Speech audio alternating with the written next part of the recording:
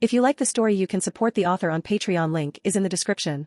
Additionally, if you would like to request novels and access my Google Drive where I have 200 plus audiobooks, then you can join my Patreon. Link is also provided in the description. Chapter 21, The Demonfather. I couldn't help but stare at Damien Darkflame. The guy looked like he could be Brad Pitt's demonic ancestor. It was uncanny. Truth be told, I'd never paid much attention to demon actors or films. Compared to the human movies, demon cinema felt lacking. Even the trashiest human films of this world outshone our demonic offerings. It was a hard truth, but there it was.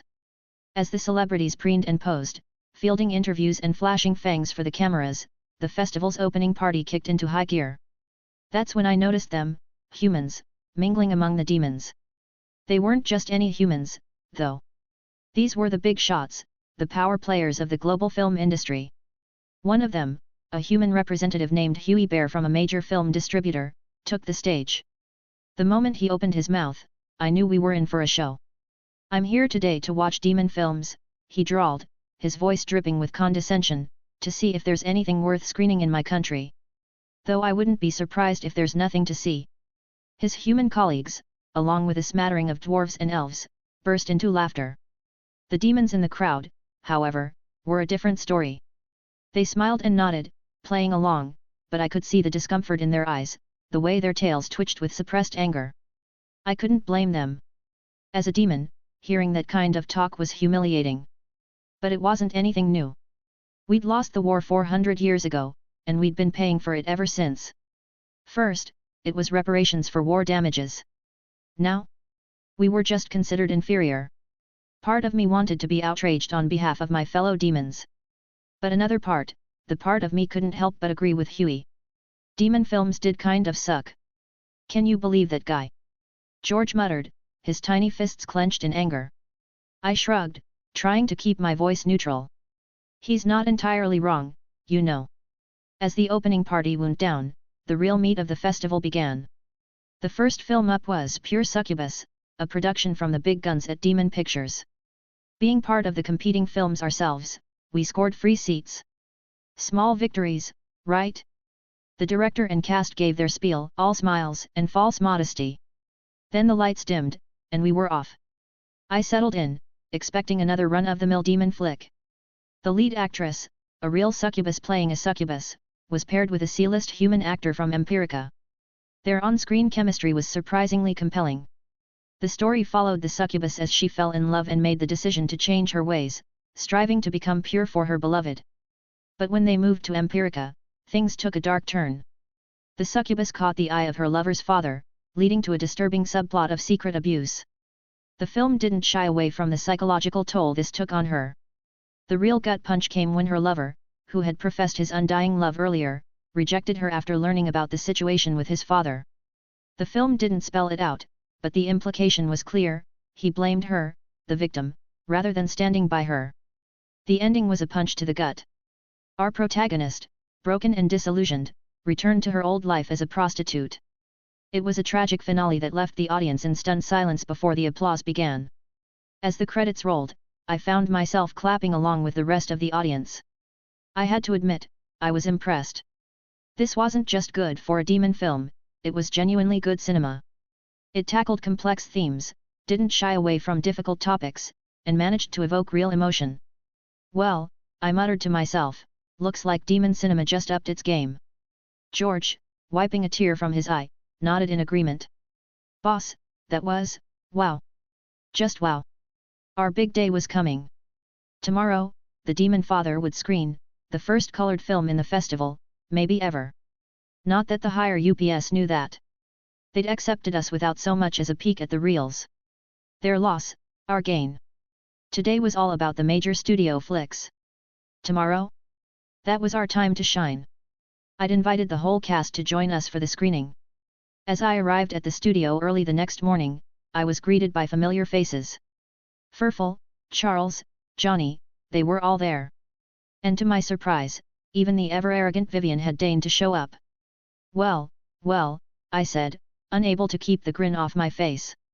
Look who decided to grace us with her presence. Vivian rolled her eyes, but I caught the hint of a smile. Don't let it go to your head, Your Ex-Highness.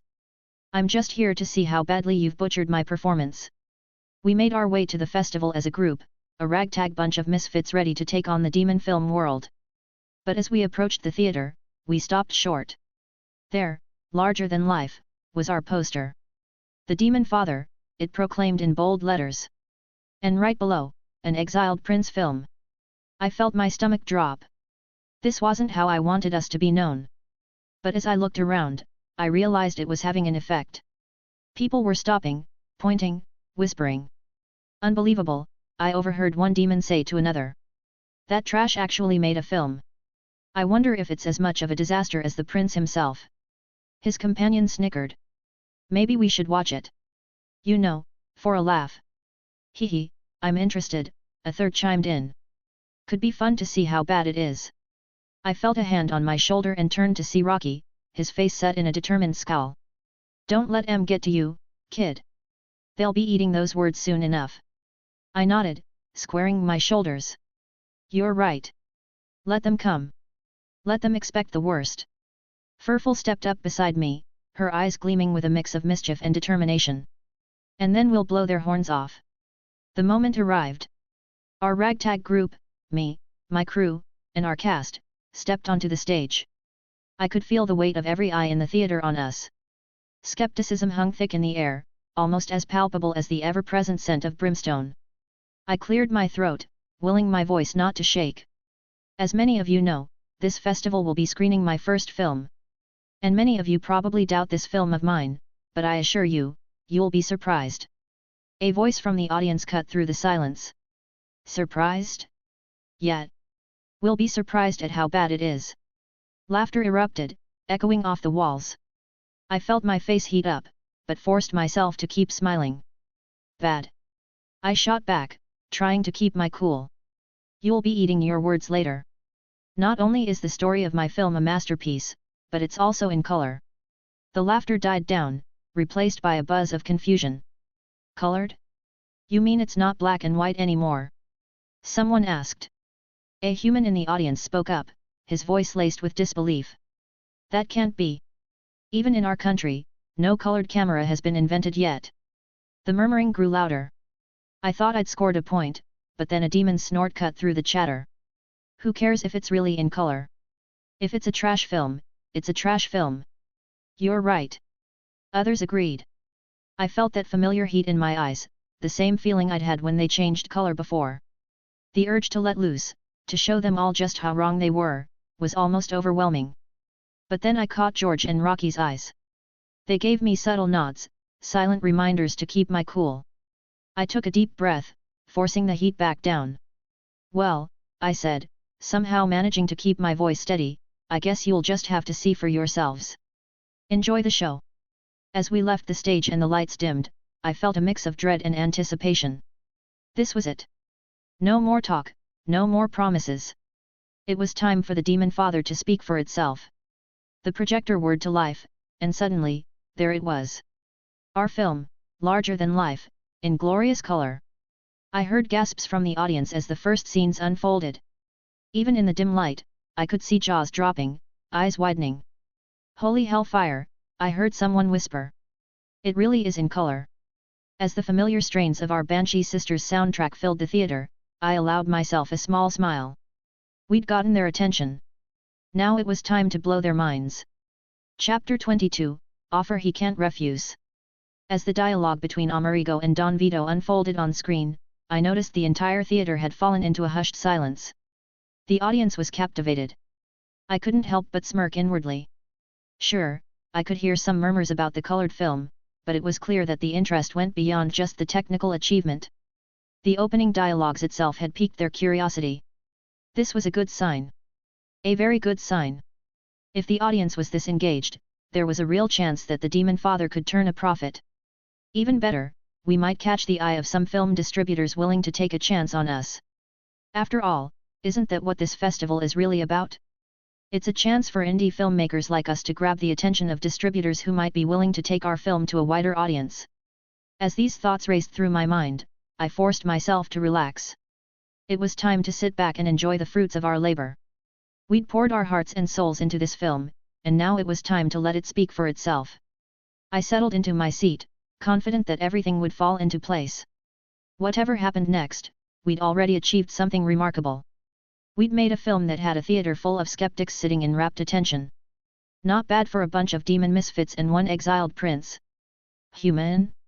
POV. Well, isn't this a turn of events? Interesting, and if I'm being honest, a tad infuriating.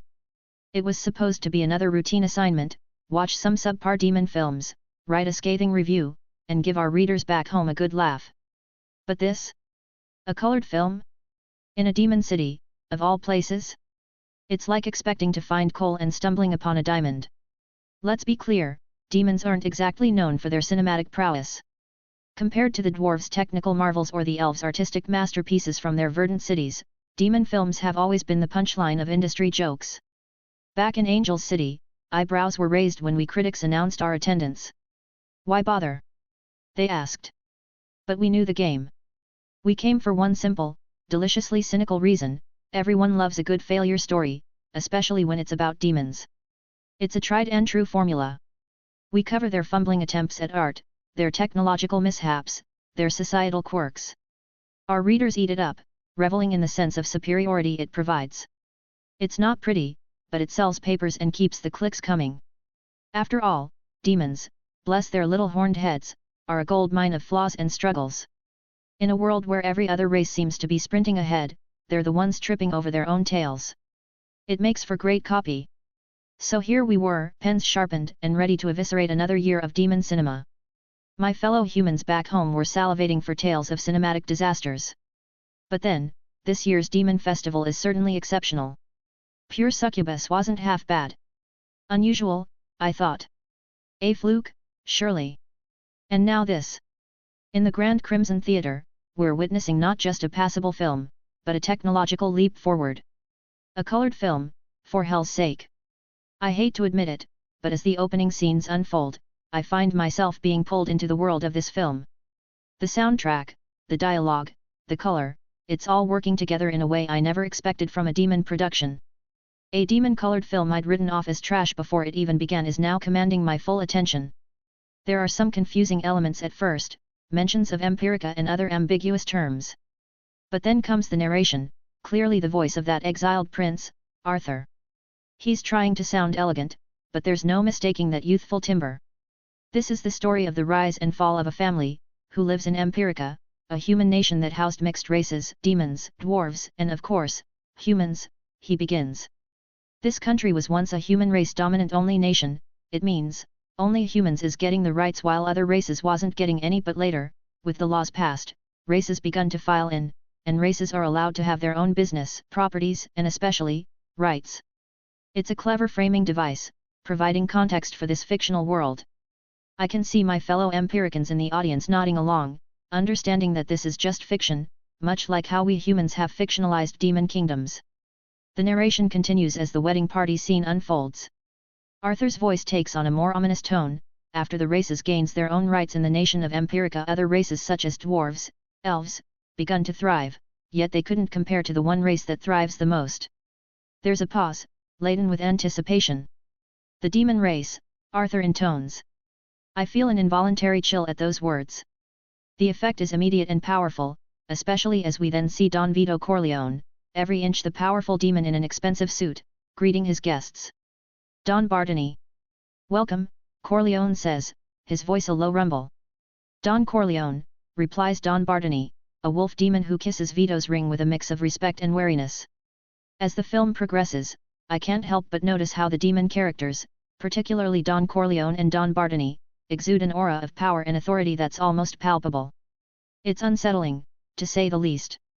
Then, unexpectedly, Arthur Morningstar himself appears on screen. The exiled prince, not content with merely directing, has cast himself in his own film. He appears in his own film? This doesn't bode well for the story, the dwarf beside me remarks loudly. I find myself nodding in agreement. If Arthur is playing a significant character, and his acting turns out to be subpar, it could derail the entire production. As the film opening scenes progressed, it becomes clear that Michael is a significant character to the story. This realization sends a ripple of anticipation, and not the good kind, through the audience. Like the others, I'm half expecting the film to take a nosedive. Directing is challenging enough, but to act in a major role simultaneously? It's a recipe for disaster. Arthur's split focus could easily compromise both his performance and his direction. I sigh, feeling a mix of disappointment and is that relief? If the film turns out to be a flop, it would align with our usual narrative about demon incompetence. It would be easier to write about, more in line with what our readers expect. Still, a part of me can't help but think, even if it's bad, it's the first colored demon film. That alone will make it a talking point, right? As the film progresses, I find my initial assumptions being thoroughly upended. We all thought Arthur's self-importance would lead him to make his character, Michael, the focal point, a vanity project destined to ruin what could have been a promising story. But we couldn't have been more wrong. Contrary to our expectations, the film doesn't revolve around Michael at all. There's no constant narration from Arthur like earlier, no spotlight-hogging scenes. Instead, we're drawn into the intricate web of a family's story, with Don Corleone at its center. And speaking of Don Corleone, the scene unfolding before us sends another chill down my spine, more intense than before. Johnny Fontaine, clearly distressed, buries his face in his hands. "I don't know what to do," he laments. Don Vito's reaction is swift and harsh. He barks at Johnny, slapping him across the face. "Act like a man." The Don even mocks Johnny's whining, imitating his "I don't know what to do" in a pitiful voice, while Tom Hagen laughs in the background. It's a display of raw power and contempt that leaves me feeling unsettled. But it's Don Vito's next words that truly give me goosebumps: "I'm gonna make him an offer he can't refuse." The way the actor delivers this line, it's chilling in its calm assurance. There's a weight to his words, a promise of action that's both reassuring and terrifying. Chapter 23, Masterpiece of a Scene. Arthur's POV. I can't help but feel a surge of satisfaction as I watch the audience being pulled into my film's story. The scene where the human director wakes up to find his favorite unicorn's head in his bed is playing out, and the reaction is everything I'd hoped for. The director's shriek echoes through the theater. "Ah!" His hands and clothes are covered in blood, adding to the horror of the moment. I hear whispers from the audience around me. "That's very horrible. I couldn't even imagine my favorite pet's head on my bed bleeding. That is such a lowly thing to do." A smile tugs at the corners of my mouth. They're discussing the story, debating the methods of the Corleone family. Whether they approve or not doesn't matter, they're engaged. The plot has captured their attention, just as I'd intended. Major Pictures CEO? POV. Okay, I'll admit it. As a human, I came here expecting a trashy demon film. What I'm watching instead is not just good, it's remarkable. Sure, the film isn't over yet, so I can't make a final judgment. But so far, it's doing a hell of a job keeping me, and probably everyone else, entertained. And let me tell you, keeping me entertained by a demon film for 30 minutes is a miracle in itself. Even pure Succubus, from that major demon studio, couldn't hold my interest for more than 10 minutes, despite its surprising premise. But this? A film made by an infamous, supposedly trashy demon prince of history? And I'm actually invested in the story? It's nothing short of miraculous. As I watch the shocking scene with the unicorn head unfold, I find myself genuinely affected. The gasps and murmurs around me confirm I'm not alone. Well.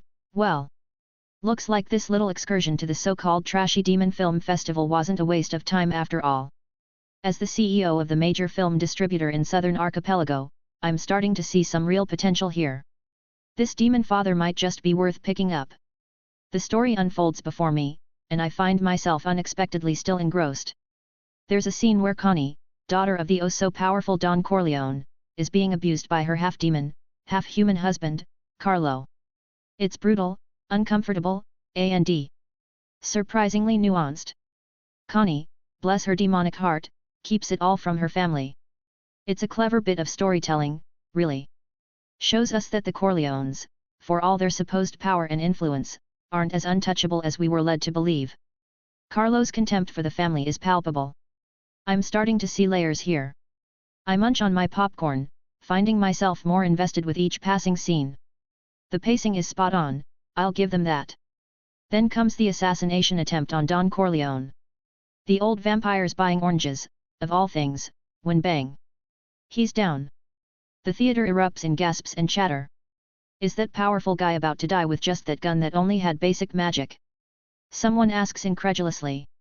Another voice chimes in, he is old. Looking, he is a vampire, he is probably already hundreds of years old, so it's understandable. Fair points, both. But then someone raises a question that's been nagging at me too. Isn't the Corleone a rich and powerful family? Why is the Don not wearing magical protection for something like that? Well, maybe the Don and the Corleone family is very confident that no one will attack them. That took them by surprise. And besides, with the Don seemingly a powerful old demon, he must have survived that attack, comes the reply. Oh. That makes sense. Does it, though? I'm not entirely convinced. Why such a sloppy assassination attempt? Why such useless guards? But you know what? I'm too engrossed to care about these nitpicks right now. Truth be told, even if this film ends up disappointing me in its final act, I'm already set on acquiring the distribution rights for Southern Archipelago. It's slightly flawed, sure, but it's also compelling in a way I never expected from a demon production. Time slips away unnoticed as I'm completely absorbed in the film, absent-mindedly munching on popcorn and sipping my drink. The scene where Michael visits his unguarded father at the hospital grabs my attention. It quickly escalates into an intense sequence that has my heart racing. Michael's frantic call to Sonny, followed by the hurried transfer of the Don to another room, is riveting. A dwarf nearby can't contain his excitement. Oh ho, this scene is getting intense. I bet there's about to be some serious action. His outburst is met with a chorus of angry SHHs from the audience. I smirk as he shrinks back in his seat. Serves him right for breaking the tension. The scene continues to build as Michael stands guard at the door. The sound of approaching footsteps has me on the edge of my seat. Is it an assassin coming to finish the job? But no, it's just Enzo, a civilian demon paying his respects to the Don. A collective sigh of relief echoes through the theater, but the tension isn't over.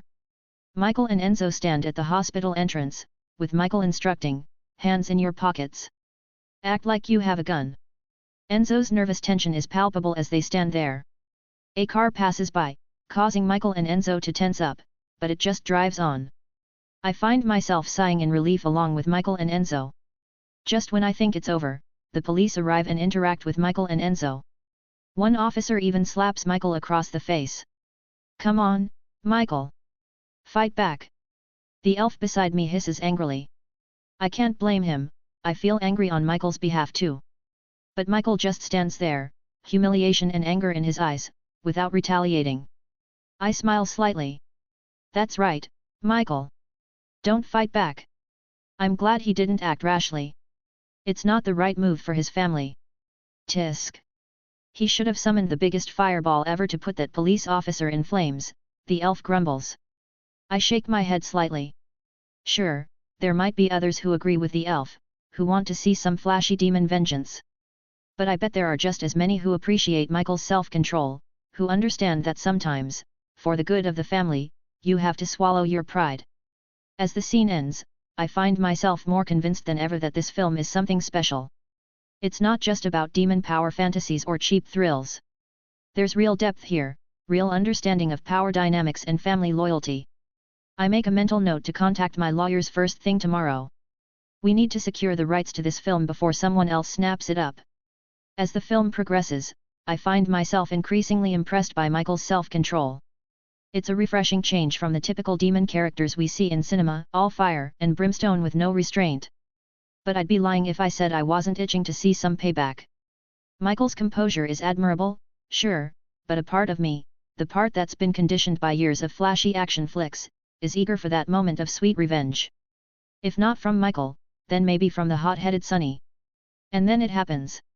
A scene unfolds that can only be described as, well, a masterpiece. Michael meets with Solazzo and that same police officer who had the gall to slap him earlier. The tension is palpable as Michael excuses himself to the bathroom, retrieves a hidden gun, and returns. What happens next is unlike anything I've ever seen in demon cinema. No flashy spells, no over-the-top action sequences. Just Michael, a gun, and 2 clean shots to the head as a train roars by, masking the sound. The theater erupts in cheers. The elf beside me is on his feet, fist pumping the air. Yes. That's it. That's what I'm talking about. I'm almost deafened by the reaction, but I can't blame them. This scene, it's something else. There's a simplicity to it, a brutal efficiency that sends chills down my spine. It's not about magical prowess or demonic strength. It's about decision, action, consequence. As the implications of what we've just witnessed sink in, I can feel a wave of stunned appreciation ripple through the audience. I lean back in my seat, a mix of emotions swirling inside me. Excitement at what I've just seen. Anticipation for what's to come. And, if I'm being honest, a touch of fear. Not of the violence on screen, but of the impact this film could have. Chapter 24, FCK. POV. The name's Rupert Dark Flame. Yeah, that Dark Flame family. The one with the famous actors. But unlike my younger brother Damien, I'm not exactly the family's pride and joy. For 30 years, I've been waiting. Hoping. Praying to whatever dark gods would listen for a demon studio to create a film I could proudly call a masterpiece. But year after year, I've been disappointed. It's why I'm not following in Damien's footsteps. Why my family looks at me like I'm some kind of failed experiment. Because I refuse to settle for mediocrity. 10 years ago, I made my debut. The film was trash, pure and simple. I can still hear the snickers from demons, humans, and elves alike. It was humiliating. So I quit. Or at least, that's what everyone thinks. My family tried to talk me out of it. Who cares what they think? They said. The money's good, isn't it? But I couldn't accept that. Is it so wrong to want to be part of something good? I've been searching ever since. Meeting with studio executives, trying to find someone who gets it. But all they see are dollar signs.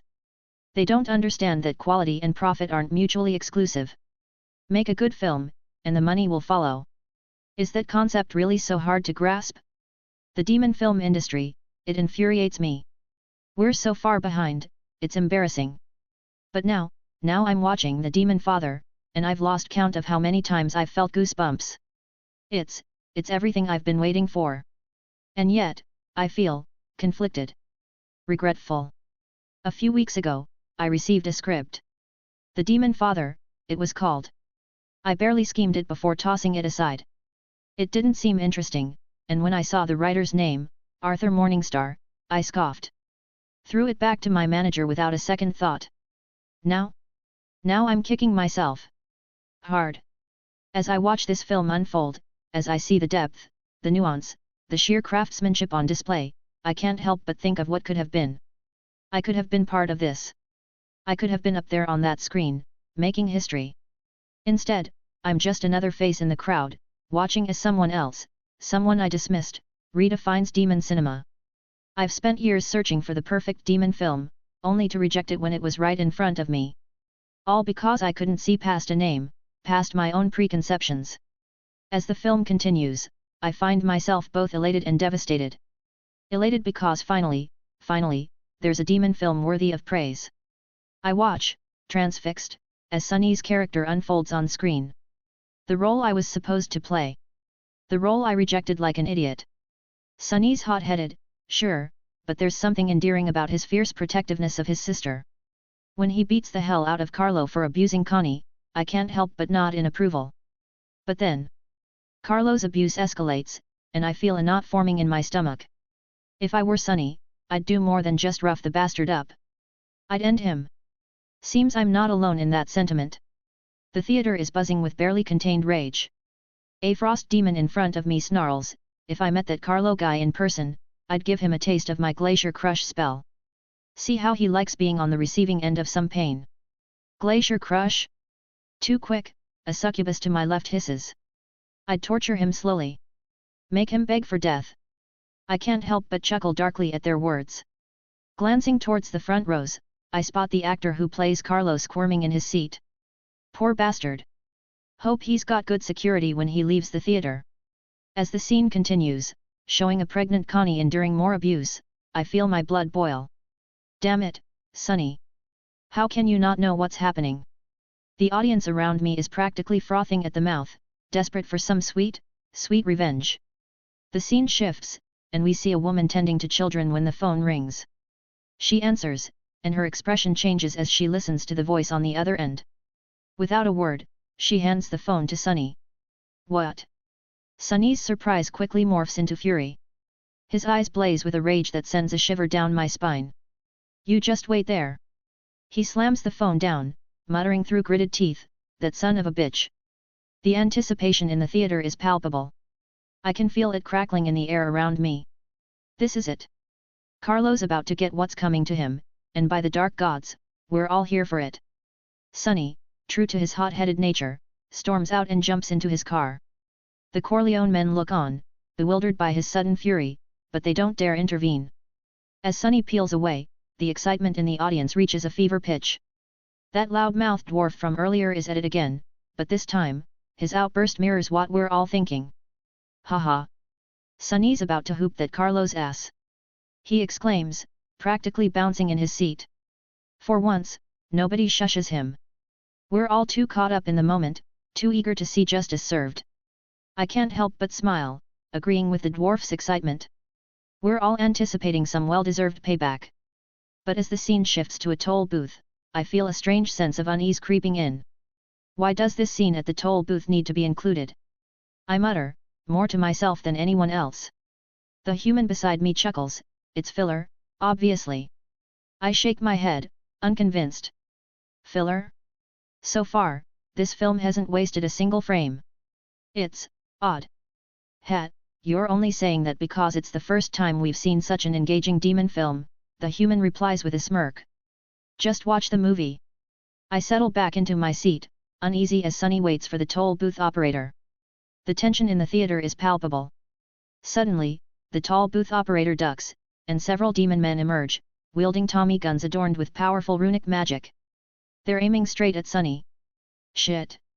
I exclaim, my heart racing. Those are enchanted weapons. They'll tear through protection spells like paper. Someone nearby shouts, desperation in their voice, run, Sunny! Get out of there! The audience is in an uproar. Despite Sunny's hot-headedness, he's become a favorite.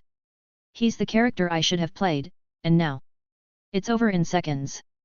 The scene that should have been Sunny's moment of revenge becomes his brutal end. The gunshots are deafening as Sunny tries to escape, but it's futile.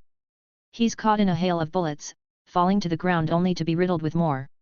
Fuck, I curse under my breath, watching Sunny's life ebb away in a pool of blood. This is bullshit. Someone nearby shouts, echoing the sentiment rippling through the crowd. The shock in the theater is palpable. This isn't how it was supposed to go. Sunny was supposed to save the day, to be the avenging brother. Instead, he's been cut down in a moment of vulnerability, caught off guard and alone. As the scene fades, I'm left with a whirlwind of emotions. Chapter 25, I'm a true critic. Raymond Crow's POV. I'm the poor sap who played Carlo.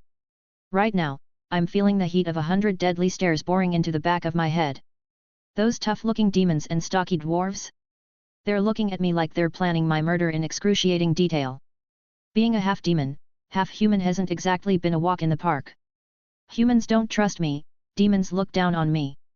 It's why I chose to settle in the Morningstar Kingdom. Sure, it's a demon realm, but the discrimination here is, well, let's say it's the lesser of two evils. Right now, though, I'm wondering if I made the right choice.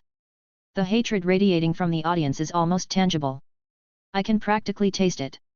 And yet, there's a part of me that's thrilled. Terrified, sure, but also exhilarated. For the first time in my career, people are reacting to my performance. Strongly. Viscerally. It's not the adoration I dreamed of, but hey, any attention is good attention in this business, right? I've always dreamed of being a star, but good roles for someone like me? They're rarer than a kind word in the nine hells. I've often thought about packing up and trying my luck in the dwarven kingdoms or maybe even with the elves. Their entertainment industry is light years ahead of ours. But now? Now I'm not so sure I need to leave. Because this film, this Demonfather, it's something else entirely.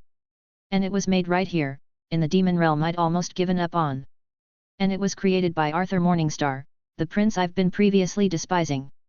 The guy I thought was just another entitled royal brat playing at being an artist. Shows what I know, hey? As I watch the audience react, humans, elves, dwarves, demons, All captivated by the same story, I can't help but smile. Yeah, they hate my character right now. They probably want to see Carlo suffer a slow, painful death. But that hatred? It's born from investment in the story. In the characters. In this world Arthur has created. I might be public enemy number one in this theater right now, but I'm also part of something groundbreaking. Something that could change everything for actors like me. So let them glare. Let them mutter their threats. I'll take it all with a smile. Because for the first time in my career, I'm part of a film that matters. POV. If someone had told me this morning that I'd be utterly engrossed in a demon film by nightfall, I'd have laughed in their face. But here I am, Diane James, esteemed elf critic from the Moon Kingdom, completely captivated by the Demonfather. It's as if the sun has decided to rise in the west. A demon film, of all things, has managed to engage every fiber of my being. We elves from the Moon Kingdom, we're known for our prowess in arts and music. And as a critic? Well, let's just say picky doesn't even begin to cover it. Take that human film Stars in the Cave, for instance. Humans raved about it, called it a masterpiece. Me? I gave it a 3.1 star rating. You'd have thought I'd insulted their firstborns. You don't know anything about films, Diane, they said. Diane James doesn't know what she's talking about. I just scoffed. If only they knew that a 3.1 from me is practically a standing ovation. In my 3 years as a critic, I've never given higher than a 3.4, and that was to The Moon's Lullaby, a film from my home kingdom. But this Demonfather. If it maintains this quality to the end, I might just do the unthinkable. I might give it a full 5 stars. The thought both excites and terrifies me. A perfect score? From me? To a demon film, no less? It's unprecedented. It's almost scandalous. And yet, as I watch the story unfold, as I find myself invested in these demon characters and their complex world, I can't deny the artistry on display. The nuanced storytelling, the compelling performances, the sheer audacity of its vision, it's unlike anything I've seen before. I can already imagine the uproar my review will cause. My fellow elf critics will be appalled. The humans will cry foul, accusing me of bias against their works. And the demons? They probably won't believe it themselves. But a critic's job isn't to pander to expectations or maintain the status quo. It's to recognize and celebrate true artistry, wherever it may be found. And if that artistry happens to come from an unexpected source, a demon prince, of all people, then so be it. As I'm lost in thought, contemplating the potential impact of my review, my fellow elf critic, Ryu, interrupts with a complaint. If Carlo isn't killed for being responsible for Sunny's death, then I don't care how good the film is. I'll give it a bad review, he declares, his voice dripping with disdain. I can't help but sigh. This is exactly the kind of short-sighted critique that gives critics a bad name. Well, you really can't rate a film like that just because you hate one character, I point out. A good critic should evaluate the film as a whole, its narrative structure, character development, cinematography, and overall impact. You shouldn't let personal feelings about a single character overshadow the entire work. Ryu scoffs, clearly not impressed by my attempt at wisdom. Feelings definitely matter in rating, Diane. If I don't like it, I'll rate it badly. I shrug, realizing this is a losing battle. Your life, your choice, I concede. Just watch the film and see if it will satisfy your feelings. I can feel Ryu's annoyance radiating off him, but I choose to ignore it. There's no point in arguing further. Instead, I turn my attention back to the screen, eager to see how the story unfolds. As I refocus on the film, I can't help but reflect on the difference between Ryu's approach and my own. Yes, emotional engagement is important in cinema. But allowing a knee-jerk reaction to a single plot point to determine your entire opinion of a film? That's not criticism. That's just being a fan, or in this case, an anti-fan. True criticism requires objectivity, the ability to step back and evaluate the work as a whole.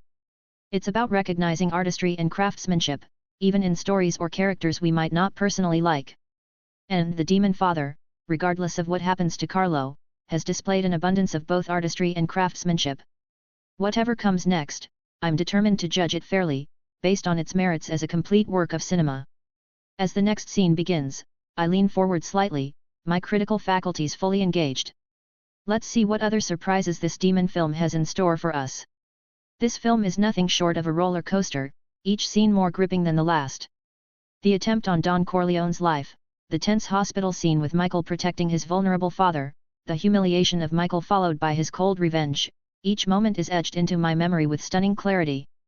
And then there's Carlo's abuse of Connie, her heartbreaking call to Sonny, and the shocking twist of Sonny's death just when we thought he was riding to the rescue. These scenes don't just play out on the screen, they resonate within me, sending shivers down my spine and raising goosebumps on my skin. The artistry is undeniable. Each actor embodies their character with such conviction that I often forget I'm watching a performance. It's as if I'm peering through a window into this complex, dangerous world. Of course, there's the unexpected nudity in Michael's scene with Apollonia. It's tastefully done, but as a woman, I can't help but feel a twinge of disapproval at Michael's betrayal of Kay. Yes, multiple wives aren't uncommon in the world, but Michael's secrecy about it leaves a bitter taste. I find myself sympathizing with Kay, left alone and worrying. Perhaps it's because she's an elf like me, but I think it's more than that. Her situation speaks to a universal fear of betrayal and abandonment. Despite these moral quandaries, or perhaps because of them, I find myself utterly engrossed in the film. It's not just entertaining, it's challenging. It's forcing me to confront my own beliefs and prejudices, to question the nature of loyalty, family, and power. This, I realize, is what great cinema does. It doesn't just show us a story, it makes us part of it. It provokes thought, stirs emotion, and lingers in the mind long after the credits roll. Chapter 26, Unforgettable Scenes. Mark's dark POV. I can't help but sigh, my mind a whirlwind of worry as I watch this film.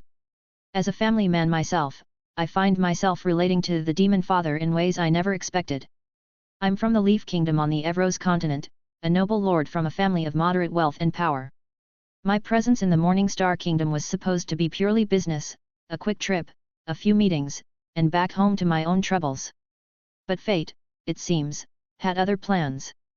My demon business partner got caught up in this Furland Demon Film Festival, leaving me at loose ends in a city I found, quite frankly, mind-numbingly dull. So here I am, watching a demon film of all things, more out of boredom than any real interest. Or at least, that's how it started. Now, hours have passed, and I'm glued to my seat. I glance at my watch, startled to see that 2 hours have flown by. The film isn't even over yet, and you know what? I don't care. If it goes on for another hour, I'll sit here like an obedient hound, hanging on every word, every scene. Because this story of a powerful family brought low by rival schemes? It hits close to home. Too close, perhaps. I see myself in Don Corleone, a man trying to navigate the treacherous waters of power and family. The scene where Don Vito sets aside his bitterness towards the 5 families to stop a war, it's left me feeling conflicted. Rationally, I know it's the right move. But emotionally, there's a part of me that yearns for revenge, that wants to see the Don strike back at those who wronged him. I find myself sighing again, and I'm not alone. All around me, I hear similar sounds of frustration and concern. None of us want to see this end in disappointment. We're all invested now, all hoping for, what? Justice? Revenge? Peace? I'm not even sure anymore. What I do know is that this film has done something I never thought possible. It's made me, a human noble, empathize with a demon character. It's made me see past the horns and the red skin to the universal struggles of family, power, and morality. As the film continues, I find myself on the edge of my seat, my business worries momentarily forgotten. Right now, all that matters is the fate of the Corleone family. Because in a strange way, it feels like my own fate hangs in the balance. Though I hated seeing Don Corleone back down from revenge, I feel a glimmer of hope when Michael returns to Empirica, to Apple City. But my heart aches for him. Learning of his brother's death and losing Apollonia in that explosion, it's tragedy piled upon tragedy. It's enough to break anyone. I'm amazed Michael hasn't lost his mind. In his shoes, I'd be consumed by hatred, driven mad by grief. But Michael, he's composed, eerily so. Yet beneath that calm exterior, I can see a controlled rage simmering. I'm not the only one noticing the change in the once enthusiastic Michael. As the story progresses, Michael seems to grow more indifferent, especially after becoming the head of the Corleone family.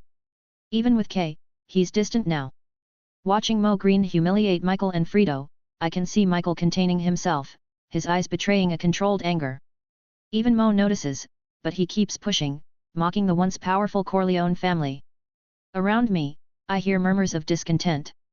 Is it always going to be like this? Someone whispers. Another voice chimes in, are we just wasting our time watching this fallen family get humiliated? I want to see Michael kill his enemies, a third person grumbles. I chuckle softly. That's what I'm hoping for too, but the Corleones seem powerless now, standing only because of the old Don's reputation. Then, our fears are realized. The old Don dies while playing with his grandchild. I can't help but sigh. It's hopeless for the Corleone now, the person beside me says. I hate to say it, but I agree, I reply. Damn, he sighs. I'm only staying to see how it ends.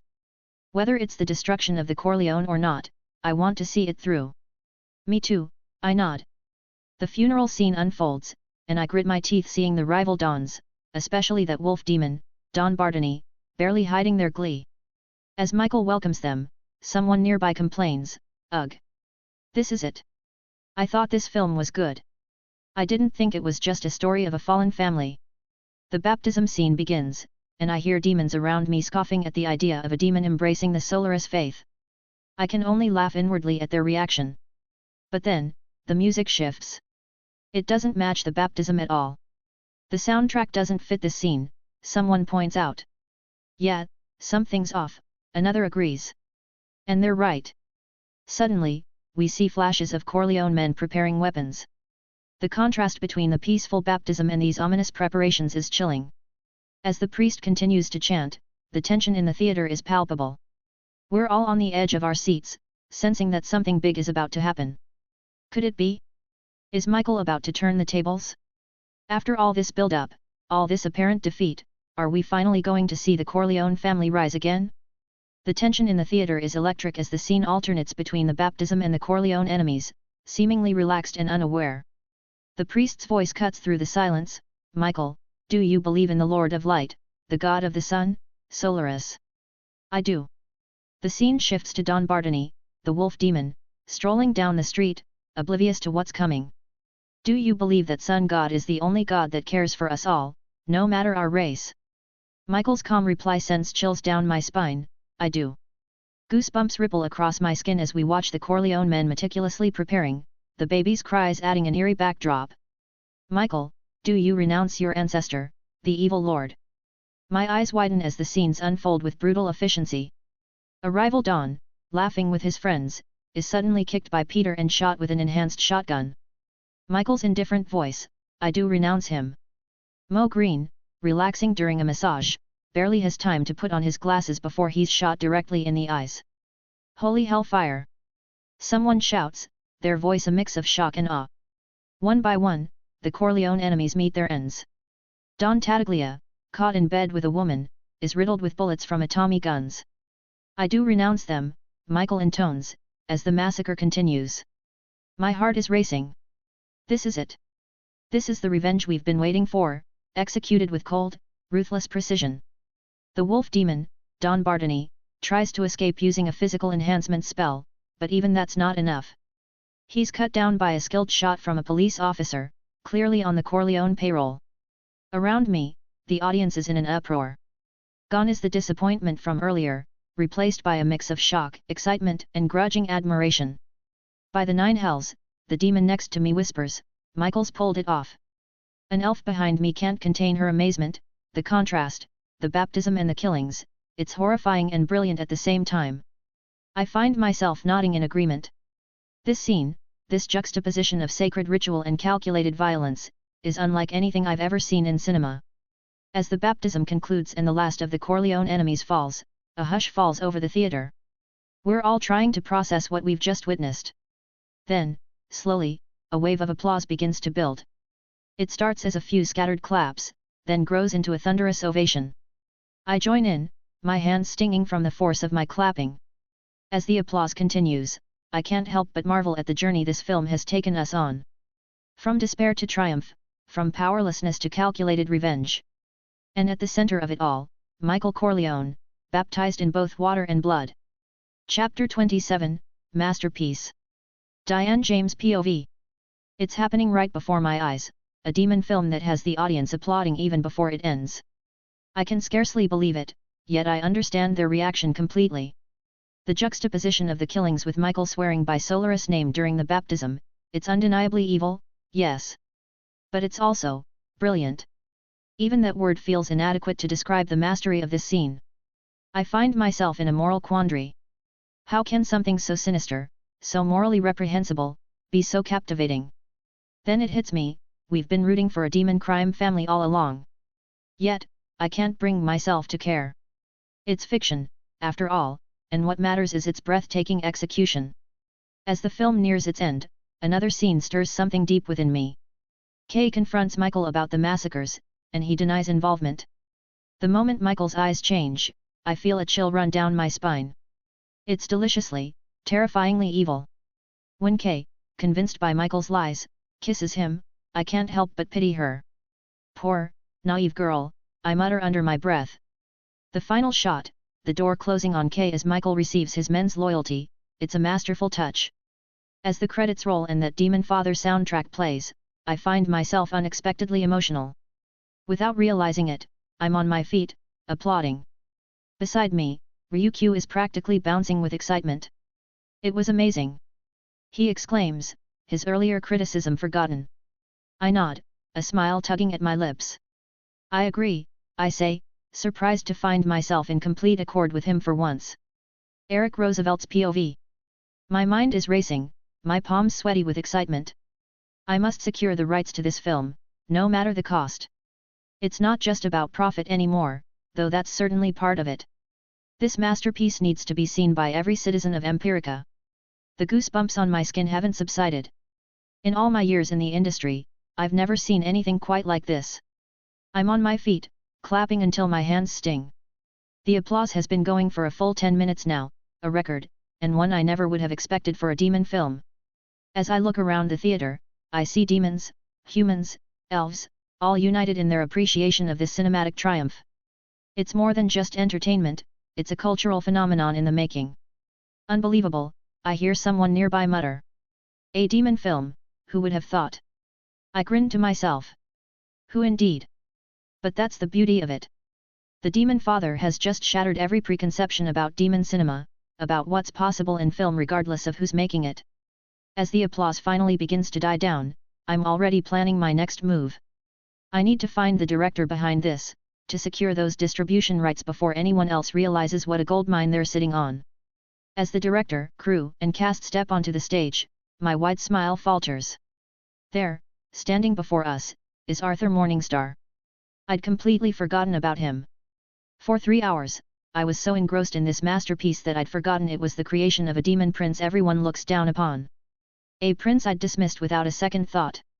I quickly shake my head, steeling my resolve. It doesn't matter if this film came from the evil lord himself. I will get the rights for it. Arthur's POV. I've done it. I've finally done it. The audience is impressed. Their applause washes over me like a wave, validating all our hard work. For a moment, I find myself waiting for a system notification, a sign that I've fulfilled my mission. Then I remember, I need to make this a box office success to complete the task. Focus, Arthur. One step at a time. I step up to the microphone, scanning the sea of faces before me. Demons, humans, elves, all united in their appreciation of our work. It's a sight I never thought I'd see. I am glad that everyone was enjoying the film from this trashy prince, I say, unable to keep a hint of satisfaction from my voice. I am honored. Laughter ripples through the audience. Some laugh out of embarrassment, realizing they'd underestimated me. Others laugh with genuine mirth, appreciating the irony. A few, I notice, don't laugh at all, they're too busy reassessing everything they thought they knew about demon cinema. I don't care about the reasons.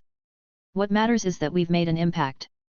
Me, my team, we've done what everyone said was impossible. As I look out at the crowd, I catch sight of a human in expensive clothes, his eyes gleaming with a look I recognize all too well. It's the look of someone who's just spotted a golden opportunity. Inwardly, I smile. Let them come. Let them see what this trashy prince can do. Because this is just the beginning. I can't help but smirk as I continue my speech. Some were calling my film trash before it even began. Another wave of laughter ripples through the audience. They remember the naysayers, the doubters. My eyes find the guy in the front row who had been particularly vocal about his low expectations. He's shrinking in his seat now, trying to avoid the stares. Part of me wants to revel in his discomfort, but I decide to take the high road. Clearing my throat, I redirect the attention. What you've witnessed today wouldn't have been possible without my team, and the incredible actors who took a chance on me and this project. The audience breaks into genuine applause, and I feel a surge of pride for my crew. Of course, I add with a self-deprecating chuckle, while they believed in me, they also had their doubts. My infamous reputation preceded me, after all. More laughter. But today, I've proved the doubters wrong and the believers right. Suddenly, a voice cuts through the crowd, "Woo! You did good, Michael!" The audience erupts in laughter, and more voices join in. "You're amazing, Michael! You're my new idol!" I can't help but smile wryly at the comments. "Easy there," I say, holding up my hands in mock surrender. "Stop calling me Michael before I forget my own name." The laughter that follows is warm, appreciative. It's a far cry from the skepticism I faced just hours ago. As I wrap up my speech, I decide to go out with a bang. Today, we didn't just introduce a colored film. We introduced a masterpiece. It's a bold claim, but looking out at the sea of impressed faces, I know no one's going to argue. Then, with a playful glint in my eye, I add, if anyone here wants to discuss the colored camera technology or the rights to our film, you can talk to me later. I'm very eager about it.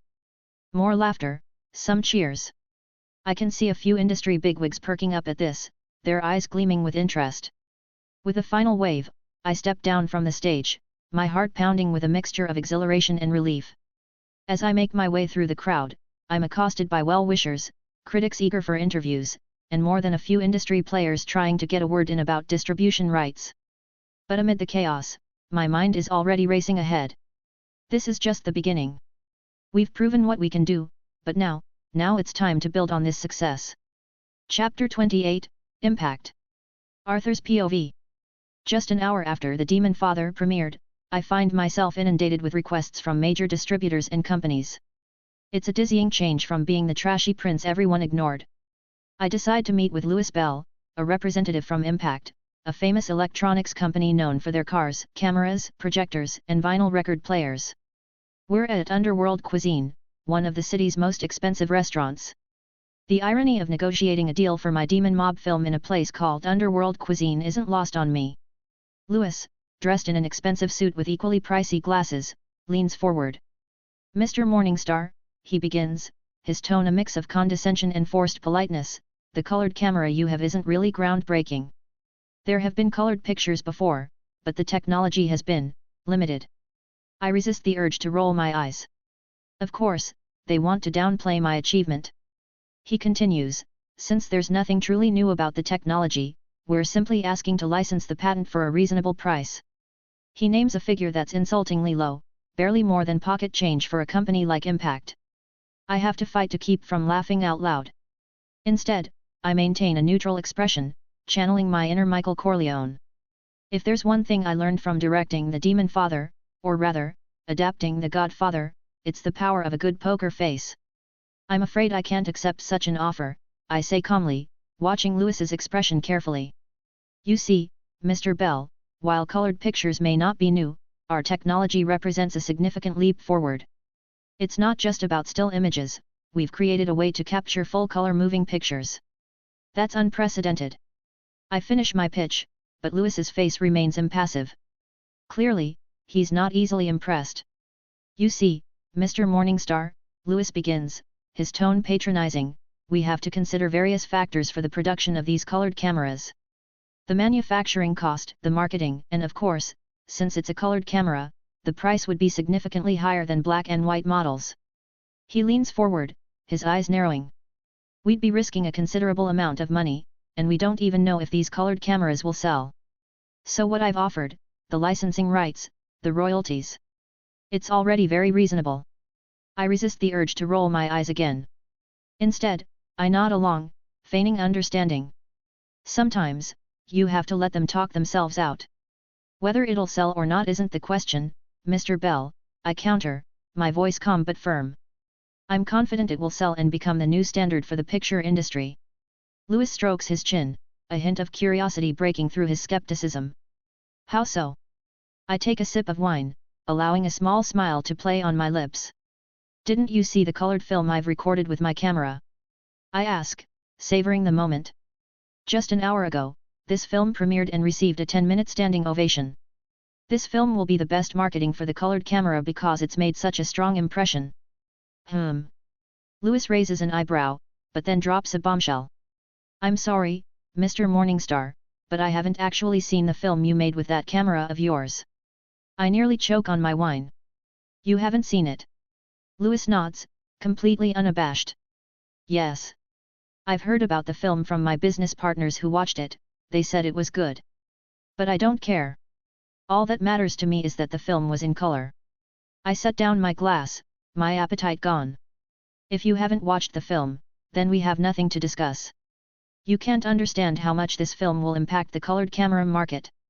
I stand, ready to leave. And I certainly won't agree to your offer.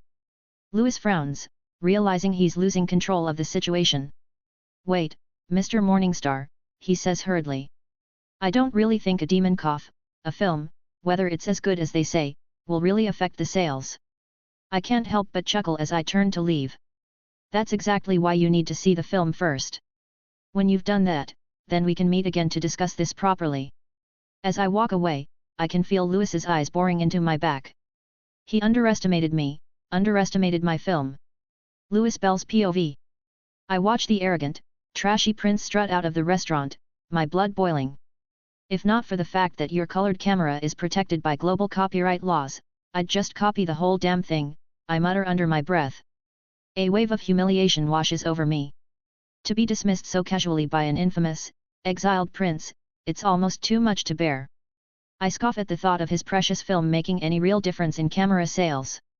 As if I have time to watch some demon's vanity project. I'm Louis Bell, for heaven's sake. I have better things to do with my time. That damn prince is stubborn, but soon he won't be so. My internal rant is interrupted by a flash of white on the table. A piece of paper, presumably left behind by that ex-prince. Curiosity gets the better of me, and I reach for it. As I read, my jaw clenches. If Impact Electronics can't make a decision by tomorrow, I'll have little to lose. There are other companies, rivals of Impact, willing to acquire the license for my technologies. I'm sure some of them watched my film and are prepared to make a good offer. Yours truly, Arthur Morningstar. Anger surges through me. I crumple the paper and toss it aside, my mind racing. The audacity of this demon, trying to play hardball with me. But, what if he's not bluffing? What if our competitors have seen this film and are ready to pounce? Can I really risk losing this opportunity over my pride? I grit my teeth, coming to a decision I never thought I'd make. Fine, Morningstar, I growl. If that's how you want to play it, I'll watch your damn film. But it better be worth my time. I arrive at the festival, ready to get this over with, only to be met with an unexpected obstacle. I'm sorry, but we're sold out for the next screening of this film tonight, the receptionist says apologetically. Perhaps you'd like to reserve a ticket for tomorrow's screening. I blink in surprise. Already sold out? The film just premiered an hour ago. The receptionist gives me a sheepish smile. I apologize, but the film is unexpectedly popular. Must be because it's the first colored film, I mutter under my breath. Sighing, I nod. All right. Save me a ticket for tomorrow's screening. It's inconvenient, but what choice do I have? I need to see this film if I'm going to negotiate with that exiled prince effectively. The next day, I arrive at the theater to find it packed. I have to admit, I'm impressed by the turnout. Clearly, the novelty of a colored film is a powerful draw. As I settle into my seat, I can't help but think that even if the story is mediocre, the colored aspect alone will attract attention. Maybe that exiled prince was right about the colored camera being the next big thing, but that was always predictable. I only haggled with him to save money. As president of the Impact Electronics branch in the Anatolia continent, it's my job to maximize profits and minimize risks. The lights dim, and the Demonfather begins. I watch with little expectation, still convinced that the color is the film's only real selling point. Oh, How wrong I was. 3 hours later, I leave the theater in a daze, my mind reeling. This film, it's not just good. It's phenomenal. Possibly the best film I've ever seen. Suddenly, I remember why I'm here. Arthur's request. I glance at my watch and curse under my breath. I need to move fast. As I hurry out of the theater, my mind is racing. I need to make Arthur an offer he can't refuse. Because if I don't, someone else will. And I'll be damned if I let this opportunity slip through my fingers. The irony isn't lost on me. I came here expecting to humor a delusional prince. Instead, I've just witnessed the future of cinema. And now, I'm the one desperate to make a deal. Chapter 29, Disrespect. Arthur's POV. The day after the premiere, I find myself in a whirlwind of meetings. Unlike Louis Bell, the representatives from other electronics companies actually watched the Demonfather and aren't being stingy about royalties for our camera patents. It's amazing what a little color and a lot of talent can do to change perspectives. But the real frenzy is around the film itself. Major distributors are clamoring to acquire the license, having seen how the Demonfather is exploding in popularity. We're only on the second day of screenings, and tickets are selling out faster than Hellfire spreads. I can barely believe it when I see the numbers, $4,000 from ticket sales already, and that's after the festival takes its cut. Now, every major Demon studio, especially Demon Pictures, the same ones who rejected me before, are falling over themselves to convince me to sell them the distribution rights for the Morningstar Kingdom. The irony isn't lost on me, but I push my feelings aside. This isn't about revenge, it's about what's best for Hellfire Studios. Demon Pictures is offering a 30% share of the box office and an upfront payment of $1 million. It's tempting, incredibly so. My team is practically begging me to accept it. But I'm not ready to commit just yet. Underground Films is on the table with a 40% box office share and a $600,000 upfront payment. It's not bad, but something about it doesn't sit right with me. There's more offers from various Demon studios, then there's Lava Brothers. Their offer catches my eye, 70% of the box office and a $300,000 upfront payment. The initial payment is lower, but that percentage, it's hard to ignore. As I mull over the offers, I can't help but focus on Lava Brothers. They're not as influential as Demon Pictures that's in the big three, but they're among the little five in the Morningstar Kingdom. Their offer is intriguing, and I find myself wondering if I could push them a bit further. If they'd raise the upfront payment or bump the box office share to 73 or even 75%, I'd be hard-pressed to refuse. It's a risk, no doubt. I can't be certain the Demonfather will be an overwhelming success. But my gut tells me the chances are high. If we hit even just 10 million at the box office in the Morningstar Kingdom, well, the math speaks for itself. The potential earnings from those shares are staggering. But it's not just the Demon studios that have caught my attention. The offers from Human, Dwarf, and Elven studios are equally compelling. Bryan Brothers, a major Human studio, is offering $3 million upfront with a 10% box office share. Then there's Science Pictures with $2 million and 8%. The options seem endless, each with its own pros and cons. As I weigh these offers, I can't help but marvel at how far we've come. From scraping together a film with salvaged equipment to fielding offers from major studios across multiple races, it's almost surreal. But I can't let myself get carried away. Each of these deals could make or break Hellfire Studios. I need to think not just about the immediate payoff, but about our long-term future. Which deal will give us the best platform to build on this success? I remind myself that there's no need to rush into a decision. I've got time to weigh my options carefully.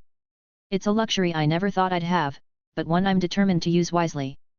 The day has been a whirlwind of meetings, film studios, electronics companies, all clamoring for a piece of the Demonfather pie.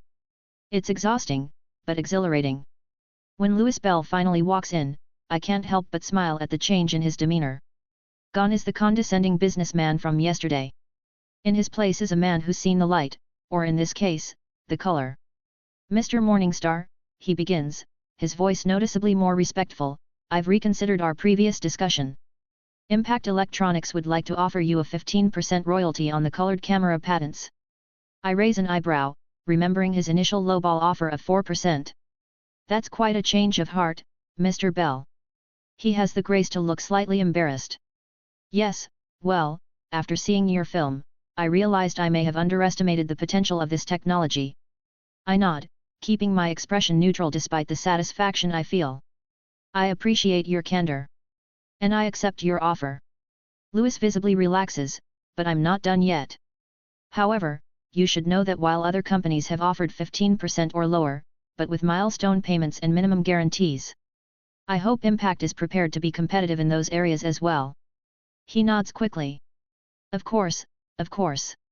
We can certainly discuss those details. After we hammer out the patent licensing deal, Louis surprises me with another proposal. Mr. Morningstar, Impact would also like to discuss the possibility of product placement in The Demonfather. We'd be willing to pay for our brand to be featured in the film. I can't help but chuckle. You're not the first to make such a proposal, Mr. Bell, I say, thinking of the other companies who've approached me with similar ideas. But I'm certainly willing to discuss it. As Louis leaves, looking far more satisfied than when he arrived, I feel a wave of exhaustion wash over me. It's been a long day of negotiations and decisions. I make my way back to my humble home, the studio that's become so much more than just a workspace. As I settle into my makeshift bed, surrounded by the tools of our trade, I can't help but feel a sense of accomplishment. We've come so far, so fast. From a laughingstock to the belle of the ball, all because we dared to dream in color. As I drift off to sleep, my mind is still buzzing with possibilities. Tomorrow brings more decisions, more negotiations. But for now, I'll allow myself this moment of satisfaction. Richie Robbins POV. As a demon priest of the Solaris Church branch here in the Morningstar Kingdom, I'm no stranger to prejudice. It's not just me, all demon followers of Solaris face the same discrimination. But what of it? These close-minded demons who look down on us have no real power over the followers of Solaris. Let them try to harm even one of our members. They'll face the fury of the Solaris religion and our Lord Solaris himself. It's a comforting thought, even in the face of daily sneers and whispers. Today started like any other, tending to my priestly duties. But then I overhear something unusual. A group of our choir demon orphans are huddled together, whispering excitedly. Did you guys watch The Demonfather? It was so good. Yeah, Michael is so cool. But is it really right to admire such a film? I mean, it kind of disrespects our religion. SHH. Don't talk about it. I frown, stepping closer. Is there anything I should know about, children? The orphans scatter like startled imps, their faces a picture of panic. One of them stammers, Priest Robbins. It was nothing. I raise an eyebrow, trying to keep my voice gentle but firm. Thou shalt not lie, my child. What is it? They exchange nervous glances before one reluctantly hands me a newspaper. What could this be? I mutter, unfolding it. The headline screams at me, first ever colored film is a demon film. Yet it was not only colored, it was also the best film I've seen. Confused, I start reading. What does this colored film have to do with our religion? But as I read on, my confusion turns to dismay. One line in particular catches my eye. As a demon critic, the best scene for me is the baptism scene. I love every scene of it, every disrespect to Solaris was both funny and exciting. It was so bold for the exiled prince to even include it. My frown deepens as I study the black and white photo of Arthur Morningstar in what appears to be a baptism scene. Wait a minute. Isn't this the exiled prince who shot a film in our church a few weeks ago? I ask, more to myself than the anxious orphans. The pieces start falling into place, and a cold dread settles in my stomach. We allowed a film to be shot in our sacred space, and this is how they've used it. To mock our faith? Chapter 30, Analysis and Theories. Vivian Westwood's POV. It's been a few days since The Demonfather premiered, and I still can't wrap my head around the buzz it's creating. A film made by that exiled prince, of all people, has the entire capital of the Morningstar Kingdom talking. As the actress who played Apollonia, I'm suddenly finding myself recognized everywhere I go. It's strange, to say the least. Just this morning, my neighbors in the Center District apartment complex were practically falling over themselves to talk to me. And don't even get me started on my trip to the market. Apollonia. You're alive. A group of teenagers shouted, their eyes wide with excitement. Some idiot even yelled, please go see Michael. I appreciate the attention, really. It's gratifying to see my work recognized, to be part of something so well received. But dealing with these people? It's exhausting. Who would have thought a film by an exiled prince could generate this much admiration? It's almost unbelievable. As I think about the film's success, I can't help but remember that scene, the kiss with Arthur. I quickly shake my head, trying to dislodge the memory. I've found myself buying newspapers every day lately, something I never used to do. But the Demonfather is always featured, and I can't resist reading what they're saying about the film, and, if I'm honest, about my performance. Though I've been a bit disappointed to find little mention of myself in the articles. Not that I mind too much. It's enough to be part of such a successful film. Back in my apartment, I settle on my bed with my stack of newspapers. As I read through the articles, I can't help but chuckle at the praise for the baptism scene. I wonder how the Solaris Church is reacting to that. It's funny, really. When I first took this role, I never imagined it would lead to all this fame, controversy, endless newspaper articles. It's a whole new world. Of course, not all the reviews are glowing. I can't help but smirk as I read some of the more critical pieces, especially those from newspapers clearly aligned with the Solaris faith. Most of these are from human countries, their outrage practically leaping off the page. A barbaric film. Uncivilized, and so violent. We must condemn this kind of cinema that disrespects faith so blatantly. I roll my eyes. As if their civilized world is free from violence. Another paper takes a different tack. How can this film receive such praise? It clearly romanticizes criminal families. These are real problems in many countries, and they certainly don't adhere to any moral code like the Corleones. I snort. Clearly, they missed the point entirely. But the one that really gets me is from BM News, owned by Arthur's brother, Bobby Morningstar. Their review is laughably brief. This film is nothing but trash. Anyone liking it is equally trashy. Real professional journalism there, Bobby, I mutter, shaking my head. It's painfully obvious that Arthur and his brother aren't on the best terms. Thankfully, not all the coverage is so negative. I eagerly turn to the Furland Daily, which has been singing the Demonfather's praises for days now. But what really catches my eye is a series of articles by a journalist named Donald Friesen. This guy, he's something else. He's been watching the film consecutively for days, analyzing every detail. His dedication is impressive, to say the least. I lean in, engrossed in his latest piece. I've watched the Demonfather 10 times now. Each day, I've tried to buy tickets for all 3 screenings, though sometimes I've been unlucky. After all this viewing, here's what I've discovered. I dive into Donald's latest analysis, my eyes widening with each paragraph. In the scene where Michael meets Sollazzo, pay attention to the painting in the background.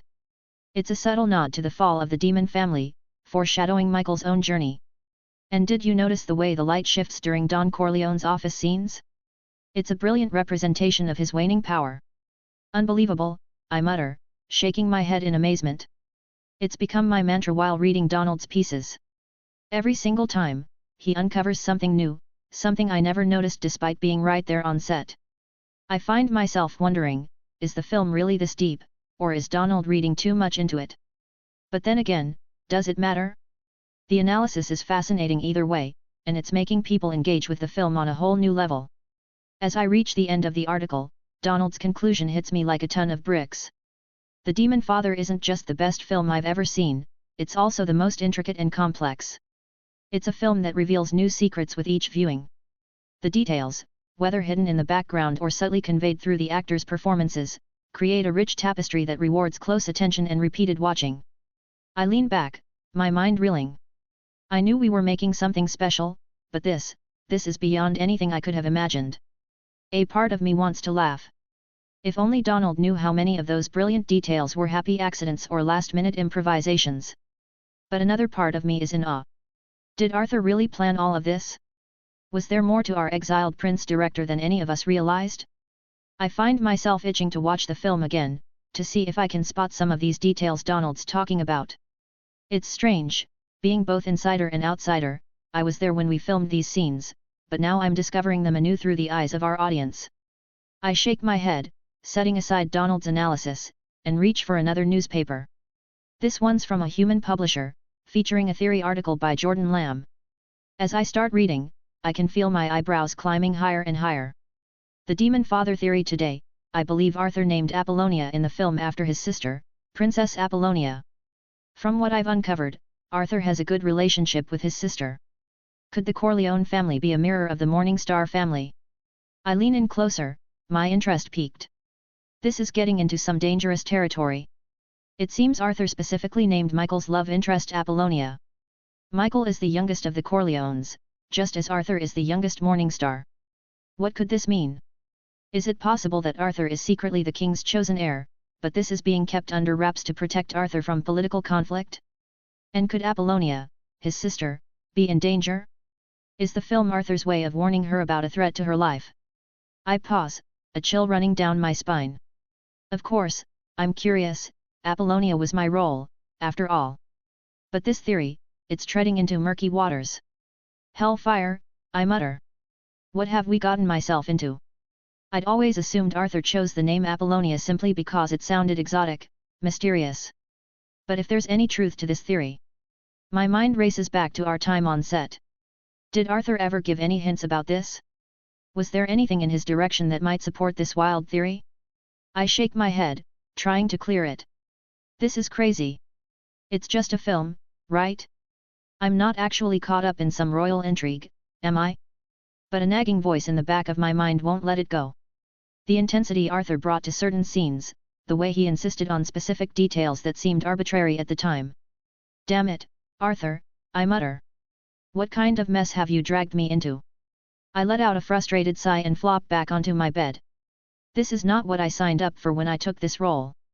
I wanted to be an actress, not a pawn in some elaborate political chess game. Chapter 31, Pure Flame Award goes to Arthur's POV. A few days after The Demonfather premiered, I've started narrowing down the distribution offers. Today, I'm scheduled to meet with Ray Lava of the Lava Brothers. Their offer has caught my eye, and I'm curious to hear more. 10 minutes after our appointed time, Ray arrives at my studio. He's an imposing figure, tail aflame, red hair, red eyes, but he's dressed in a sharp suit that screams professionalism. As he looks around, he says, "Your Highness, this place looks comfy. You have a great setup here." I have to stifle a laugh. Ray's clearly trying to be polite, but this place is far from luxurious. It's a workspace, office, and until recently, my bedroom all rolled into one. But hey, at least the bed in the corner is gone now that I can afford a nearby apartment. "Have a seat, Mr. Lava," I say, gesturing to a chair. "And please, drop the Your Highness. I'm not exactly on the royal family's card list anymore." Ray nods, seeming relieved at the informality. "Understood, Mr. Morningstar." I lean forward, getting down to business. Now, I can see the Lava Brothers are quite eager to acquire the rights for The Demonfather. Your offer of 72% box office share and $330,000 upfront is, well, it's raised a few eyebrows. I'm wondering if you're even looking to make a profit here. Ray shifts in his seat, and I press on. "Let me ask you straight out, why are the Lava Brothers willing to risk so much on my film?" Ray takes a deep breath before answering. "If I'm being honest with you, Mr. Morningstar, it's because my brothers and I believe your film is the key to breaking the curse of mediocrity that's plagued demon cinema for far too long. We see The Demonfather as a turning point, a chance to prove that demons can create art that rivals, or even surpasses, what humans and other races are producing." I can't help but smile at his words. Sure, I'm not naive enough to think profit isn't a factor, this is still a business, after all. But their vision, their belief in the potential of demon cinema, it's refreshing. It's rare to find that kind of passion in this industry. "That's quite a vision, Mr. Lava," I say, leaning back in my chair. "And I have to say, it's an appealing one. But let's talk specifics. How do you plan to market and distribute The Demonfather to achieve this lofty goal?" Rupert Darkflame's POV. 2 weeks have passed since the Furland Demon Film Festival kicked off, and today's the moment of truth. The air in the Crimson Theatre is thick with anticipation as we await the announcement of the Pure Flame Award winner. The place is crawling with industry bigwigs, writers, actors, producers, filmmakers, all here to see which film takes home the top prize. But my eyes are fixed on one person, Arthur Morningstar, the exiled prince, sitting in the middle rows. It's like looking at a different demon. Gone is the hesitant, oft-mocked prince. In his place sits a man radiating confidence. I've been itching to approach him, but he's constantly surrounded by others, no doubt discussing his groundbreaking colored camera tech and the Demonfather. Which film do you think will win the Pure Flame Award? The whispered question from the demon next to me pulls me from my thoughts. His companion scoffs. Is that even a question? It's got to be the Demonfather. Nothing else comes close. I nod in silent agreement. It's not just the best film in the competition, it might be the best film I've ever seen, period. Human and elven masterpieces included. The festival director, a diminutive imp demon, takes the stage. We sit through the announcements for short films and other minor categories. Pure Succubus snags the Audience Choice Award, which isn't surprising given its popularity. Finally, it's time for the main event. The imp clears his throat, his voice echoing through the suddenly silent theater. And the Pure Flame Award goes to. He opens the envelope, and I swear I see his face fall for a split second. His voice loses its bombastic tone, becoming almost meek. Rising Demon, Bobby.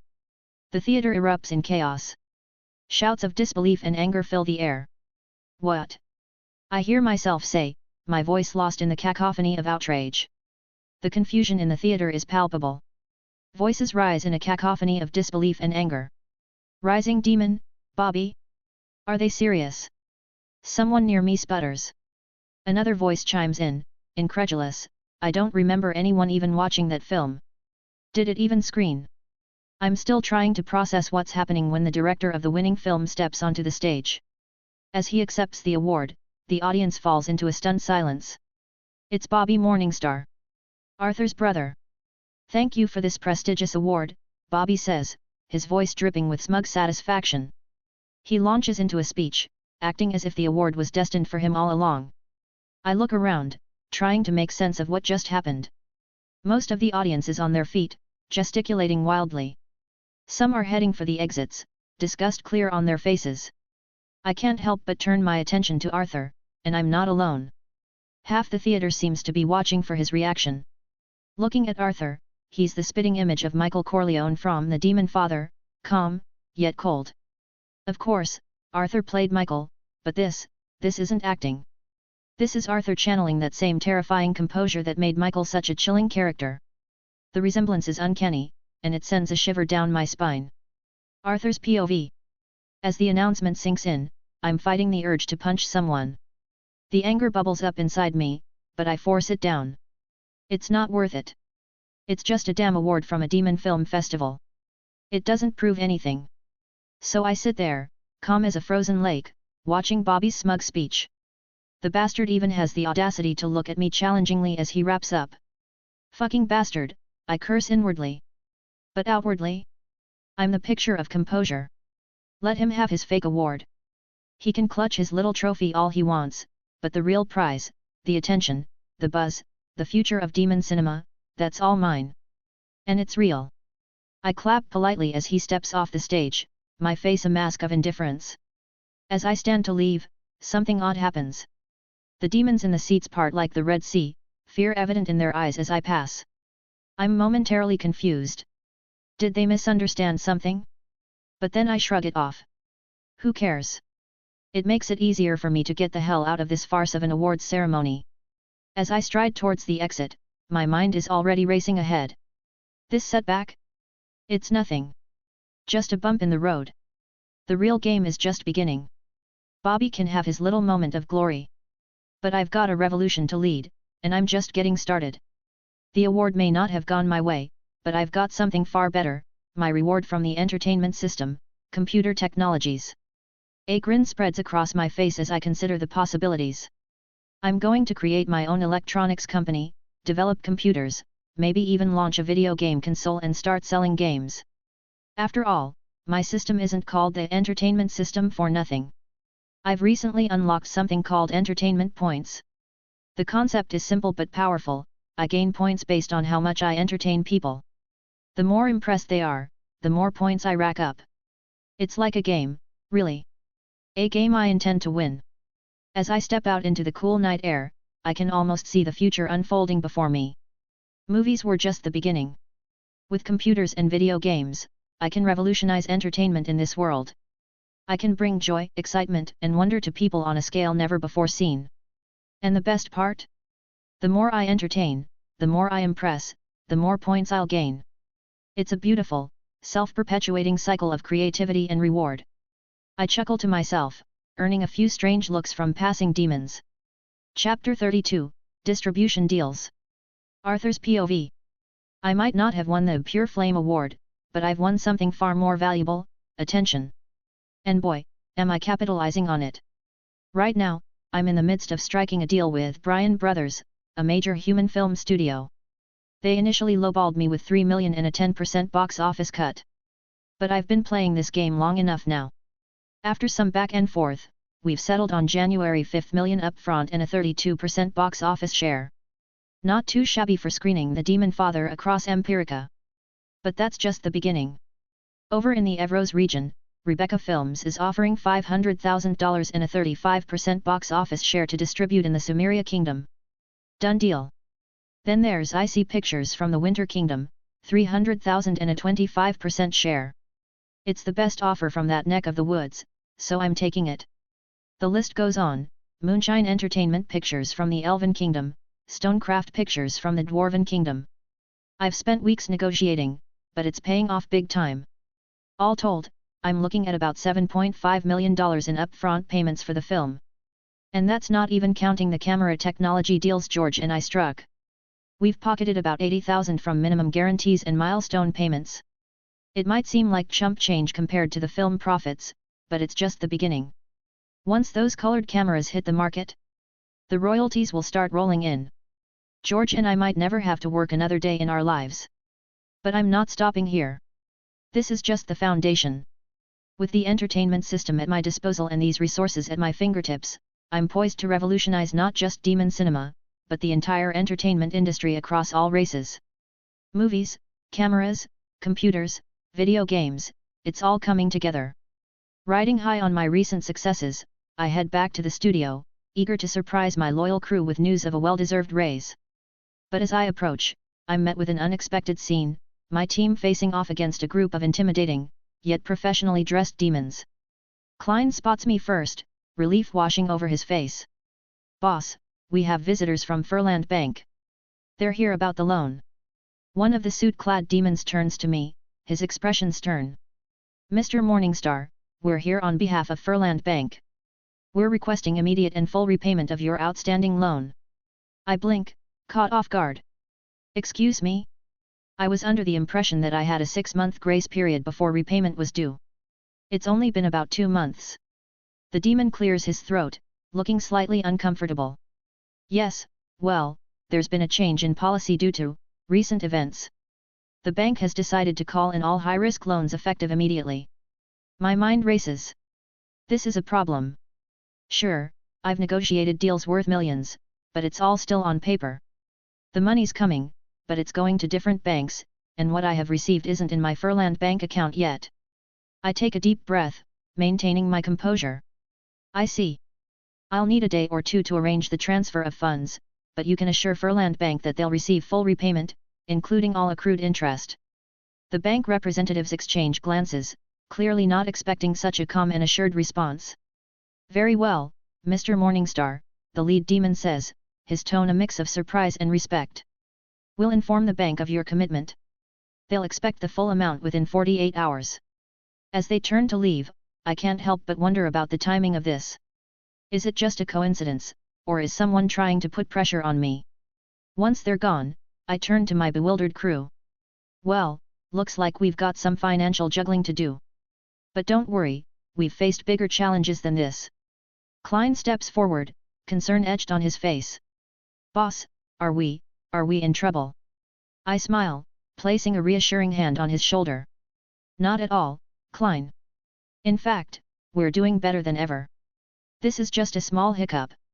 And speaking of our success, how about we discuss those raises I promised?" As my team's worried expressions turn to smiles, I can't help but feel a surge of determination. Someone might be trying to throw a wrench in my plans, but they've underestimated me. I've come too far to let a little thing like a suddenly due bank loan slow me down. If anything, this is just another challenge to overcome on my way to revolutionizing the entertainment industry. Bobby Morningstar's POV. 2 weeks have passed since I clinched the Pure Flame Award for my second masterpiece, Rising Demon, Bobby. It's an action-packed tour de force, if I do say so myself. All about yours truly, showcasing my coolness, my intimidating demeanor, my noble spirit. In short, it's irrefutable proof that I'm worthy of the Morningstar name. After my well-deserved win, I was ready for the praise to start rolling in. I could almost hear it. Bobby Morningstar's film is simply remarkable. He's as cool and powerful on screen as he is in real life. Truly a credit to demonkind. But no. That's not what happened at all. Instead, these ungrateful wretches have the audacity to question my victory. Can you believe it? One demon rag had the gall to print, "The Demonfather loses to Rising Demon, Bobby." Experts say it was rigged. Rigged? Please. It's called recognizing true talent. Another one chirped, "The rivalry between brothers resulted in cheating." As if I'd need to cheat to beat Arthur's little home movie. But the one that really gets my goat? Some no-name critic actually wrote, "Bobby Morningstar, his first film was full of propaganda about how cool he is. I ignored it last year. But this year, his second film is even more full of it. He centered the film all about himself. Everyone is dumb but him. It's so one-dimensional that I want to puke." Yet it won the Pure Flame Award. It was nothing short of a robbery from the true winner, the Demonfather. I crumple the newspaper in my fist, fighting the urge to incinerate it with hellfire. How dare they? I'm Bobby Morningstar, for evil Lord's sake. I'm the cool one, the talented one, the one who was supposed to bring glory to the family name. And what do I get instead? Accusations of cheating, claims of propaganda, comparisons to my exile failure of a brother. I storm over to the window, glaring out at the city below. This isn't how it was supposed to go. I was meant to be celebrated, admired, feared. Instead, I'm a laughingstock. All because of Arthur and his stupid colored film. I didn't even bother wasting my time watching that so-called masterpiece, The Demonfather. I don't need to see it to know it's trash. It's obviously just the novelty of color that has everyone raving. Gritting my teeth, I storm off to the training grounds to vent my anger. Infernus Globus. I roar, summoning a massive fireball that hovers above my palm. I direct it towards the metallic dummy, watching with grim satisfaction as it melts under the intense heat. Fucking Arthur! I summon another fireball, larger this time, and unleash it with a primal scream. As the smoke clears, a plan begins to form in my mind. I need to get my hands on that colored camera technology. And fast. Several electronics companies have already assured me they can provide one, for a price. I don't care how much it costs. Once I have it, I'll make a colored film that will truly be worthy of admiration. I smirk to myself. Arthur may have won this round, but he won't win the war. After all, what good is a fancy camera to someone who can't even summon a simple fireball? Chapter 33, Demon Mob. Arthur's POV. With my loyal crew now enjoying their well-deserved raises, I head to a place I can finally call home, or at least, rent. As an exiled prince, home has been a fluid concept lately. But this spacious apartment in the cheap district? It's a start. At $1,000 a month, it's not exactly cheap, but it's close to the center district. A month ago, this would have been an impossible dream. Now? It's just another bill I can confidently pay. As I unlock the door to my new place, my mind is already racing ahead. Why stop at renting? This whole district is ripe for the picking. Land here is dirt cheap compared to other areas. With some smart investments, I could turn this into my own little empire. I chuckle to myself as I imagine it. Hellfire District has a nice ring to it, doesn't it? But that's a plan for the future. For now, I've got more pressing matters to attend to. After a long day of negotiations and strategic planning, I treat myself to a relaxing soak in the bathtub. It's a simple pleasure, but one that feels downright luxurious after the chaos of the past few weeks. Following a quiet dinner for one, a far cry from the royal feasts of my past, but satisfying in its own way, I notice a newspaper peeking out of my mailbox. Curiosity piqued, I snatch it up. My eyes immediately lock onto the bold headline on the front page, "The Demonfather, secured by Lava Brothers, will screen nationwide soon." I can't help but chuckle. The buzz around my film is real, and it's growing. While not everyone in Furland City has caught the fever yet, the well-to-do folks in the Center District and other affluent areas near the Crimson Theatre can't stop gabbing about it. It's like wildfire, spreading from one social circle to the next. Shaking my head in amused disbelief, I set the paper aside. It's late, and even revolutionary filmmakers need their beauty sleep. Before I hit the hay, I can't resist checking my entertainment points. The system flashes the number before my eyes, 2,307 points. It might not seem like much now, but I know it's just the beginning.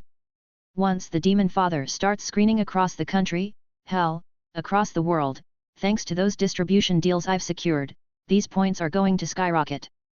As I lie in bed, my mind wanders to the possibilities my entertainment points offer. The Power Shop is a treasure trove of potential, magic spells, martial arts techniques, even methods to increase my magic or physical power.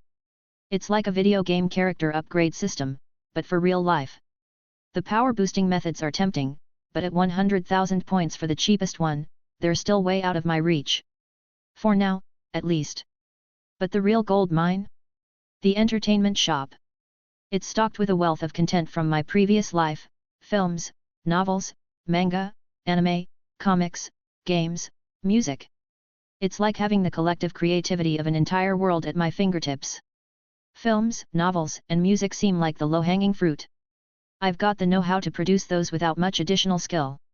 But manga, anime, and comics? That's a different beast altogether.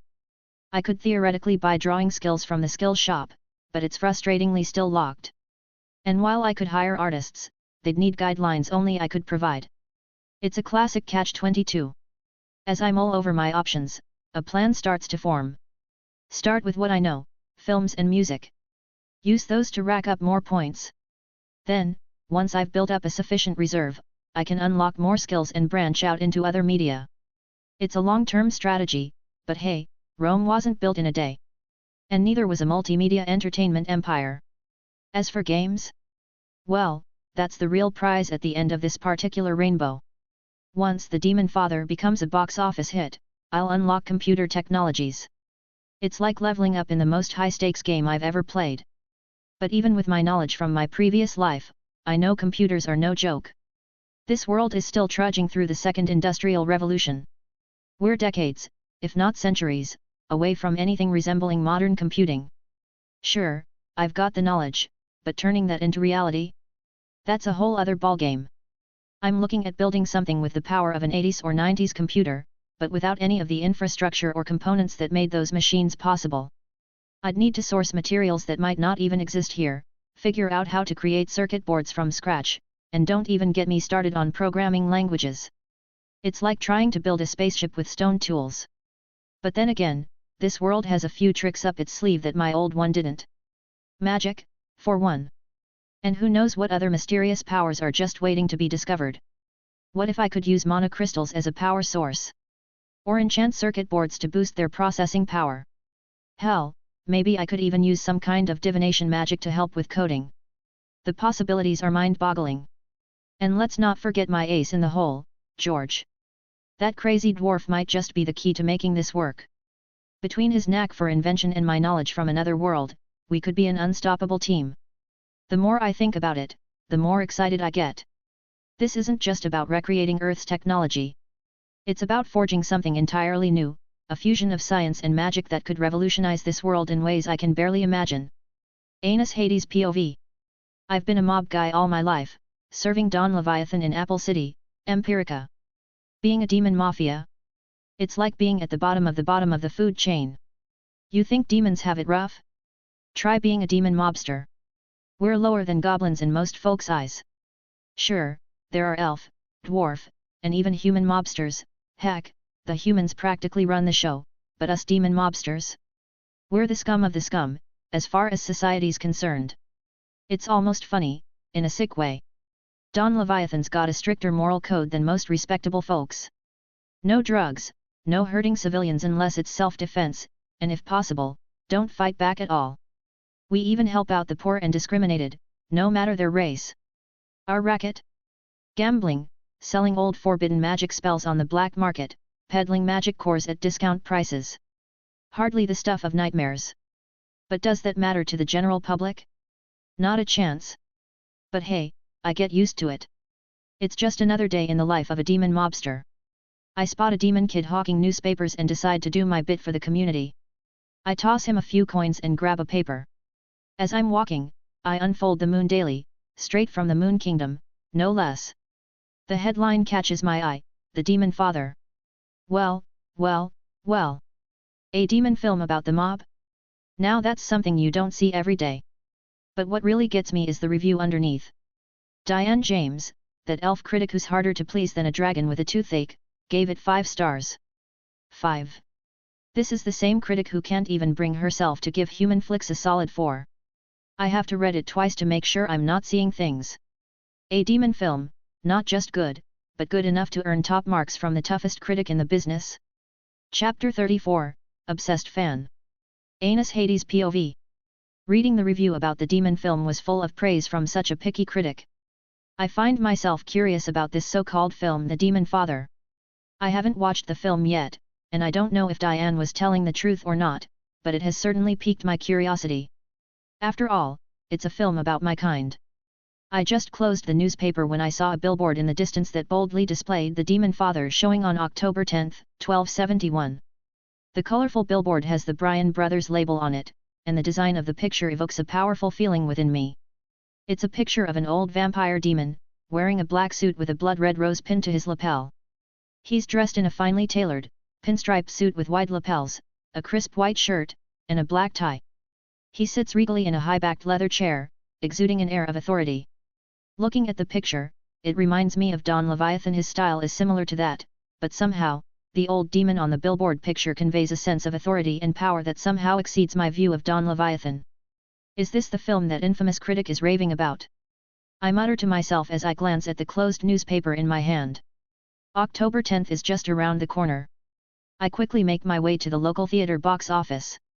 I don't mind using some of my savings to secure a ticket for the October 10th showing. This is one film I simply must see for myself. Arthur POV. My film is set to premiere nationwide in the Morningstar Kingdom in about a week, on October 3, 1271. In the few weeks since finalizing the agreement with the Lava Brothers, LB has been aggressively advertising the film through billboards, newspapers, and their own magazines. My team and I, along with the cast, have been exceptionally busy. I've hired workers to plaster posters and distribute lobby cards in public spaces like bus stops and theater lobbies. We've also been making the rounds on radio channels partnered with Lava Brothers, discussing the film. I suggested a publicity stunt to the Lava Brothers for additional marketing. Today, we've organized an unusual event where most attendees have already seen The Demonfather. We're facing journalists invited by Lava Brothers, fielding questions about the film. At my insistence, we're also taking questions from the general public. A dwarf approaches the microphone, his voice tinged with skepticism. My friend told me that The Demonfather was a masterpiece. I've never watched the film, so I don't believe it. So, Prince Director, is my friend telling the truth? The term Prince Director elicits chuckles from the crowd. I lean into the microphone, a wry smile playing on my lips. Are you seriously asking me that? If I said yes, would you believe me, considering I made the film and might be biased? Laughter ripples through the audience. The dwarf, undeterred, continues, maybe. After all, The Demonfather didn't even win the festival's main award. I chuckle inwardly, wondering if this dwarf was planted by someone with a grudge or if he simply dislikes me. Either way, I can only respond diplomatically. I couldn't say how good it really is, but one thing is certain: you'll only know when you've watched it for yourself. Thank you. As I step back from the microphone, I can't help but feel a mix of pride and anticipation. Regardless of the skeptics, I know the film speaks for itself. The real test will come when it hits theaters across the kingdom. Anubis Flameworth POV. I've been relentlessly checking for updates on The Demonfather's nationwide premiere lately. It's a film my cousin recommended after he watched it at the film festival. Initially, I thought my cousin was overly excited about a worthless film. I felt it would be a waste of my time, especially considering the illegal operations of my gang around Furland City that demand my attention. I assumed my cousin was exaggerating, particularly when he kept rewatching it. But only after experiencing the full film did I understand why his enthusiasm was justified. After watching it, I became even more obsessed than my cousin. Why? As the head of a gang in the city, I relate deeply to the film, the story, the power dynamics, the use of magical firearms, the deaths. It portrays how dangerous gang life can be, while simultaneously making the life of a powerful mob boss seem alluring and glamorous. The film captures the duality of our world, the grit and the glory, the danger and the allure. It doesn't shy away from the harsh realities, yet it paints our lifestyle with a seductive brush that's hard to resist. I find myself drawn to the character of Don Corleone, the aging demon patriarch. His struggle to maintain power, to protect his family while navigating the treacherous waters of the underworld, it's like looking into a mirror of my own life. The scenes of strategic planning, of deals made, of loyalty tested and betrayal punished, they resonate with me on a visceral level. It's as if the director have peered into the soul of our world and laid it bare on the screen. And yet, despite its unflinching portrayal of violence and corruption, there's a strange beauty to it all. The cinematography, the music, the performances, they elevate our often brutal reality into something almost poetic. I've lost count of how many times I've rewatched it since the festival. Each viewing reveals new layers, new details I missed before. It's become more than just a film to me, it's a reflection, a guide, a warning, and a celebration all at once. Boss, this is all the latest newspapers featuring the Demonfather topic. Lost in thought, I heard my men entering, presenting me with a dozen newspapers. Good work, I said with a nod, leaning back in my chair, one hand resting on the armrest while the other gently stroked my chin. My gaze was steady, almost piercing as I regarded my subordinate. This simple action revealed how deeply the Demonfather had influenced me. I'd begun to incorporate Michael's demeanor and facial expressions lately, and I'd noticed my men starting to respect me more for it. I checked each newspaper, scanning for the latest topics about the film. It had become my perfect way to unwind from mob life, immersing myself in anything related to the Demonfather. Boss, I've been meaning to ask. My subordinate hesitated, is there any important reason why you are so interested in the Demonfather? Are you planning something big, inspired by the film? Inwardly, I felt uncomfortable. There was no important reason at all for my obsession with the Demonfather. But, maintaining a composed posture and an indifferent face, I crafted an excuse. The Demonfather isn't just entertainment, it's a study in power dynamics and strategy. Every scene, every dialogue holds lessons we can apply to our operations. I'm analyzing it to stay ahead of our rivals and strengthen our position in Furland. In our world, knowledge is power, and this film is a goldmine of insights. I paused, fixing my subordinate with a stern look. Never underestimate the value of learning from others' experiences, even if they're fictional. Now, is there anything else you need to report? My response seemed to satisfy him, and I could see a glimmer of admiration in his eyes. As he shook his head and left, I turned back to the newspapers, silently thankful that my quick thinking had turned a potential moment of weakness into an opportunity to reinforce my authority. As I read through each newspaper, I noticed several were criticizing the Demonfather.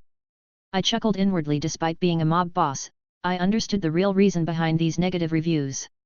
These newspapers had connections to major demon studios that failed to secure the license rights for the Demonfather. Now, they were attempting to tarnish the film's image out of spite and competition.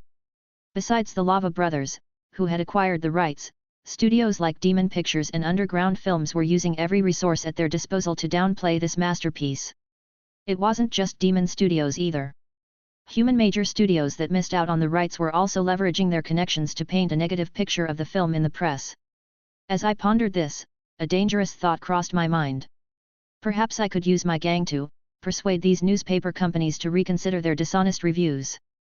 As a fan, it was infuriating to see a masterpiece unfairly maligned. I caught myself, realizing the extent of my obsession. Was I really considering intimidating journalists over a film review? Part of me knew it was absurd, yet another part felt it would be justified. I set the newspapers aside, deciding to focus on more pressing matters.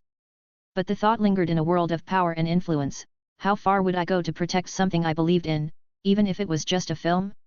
Chapter 35, Successful One Day. Amen. Oblivion POV. I've always prided myself on being a filmmaker prodigy. Last year, my film clinched the Pure Flame Award at the Furland Film Festival.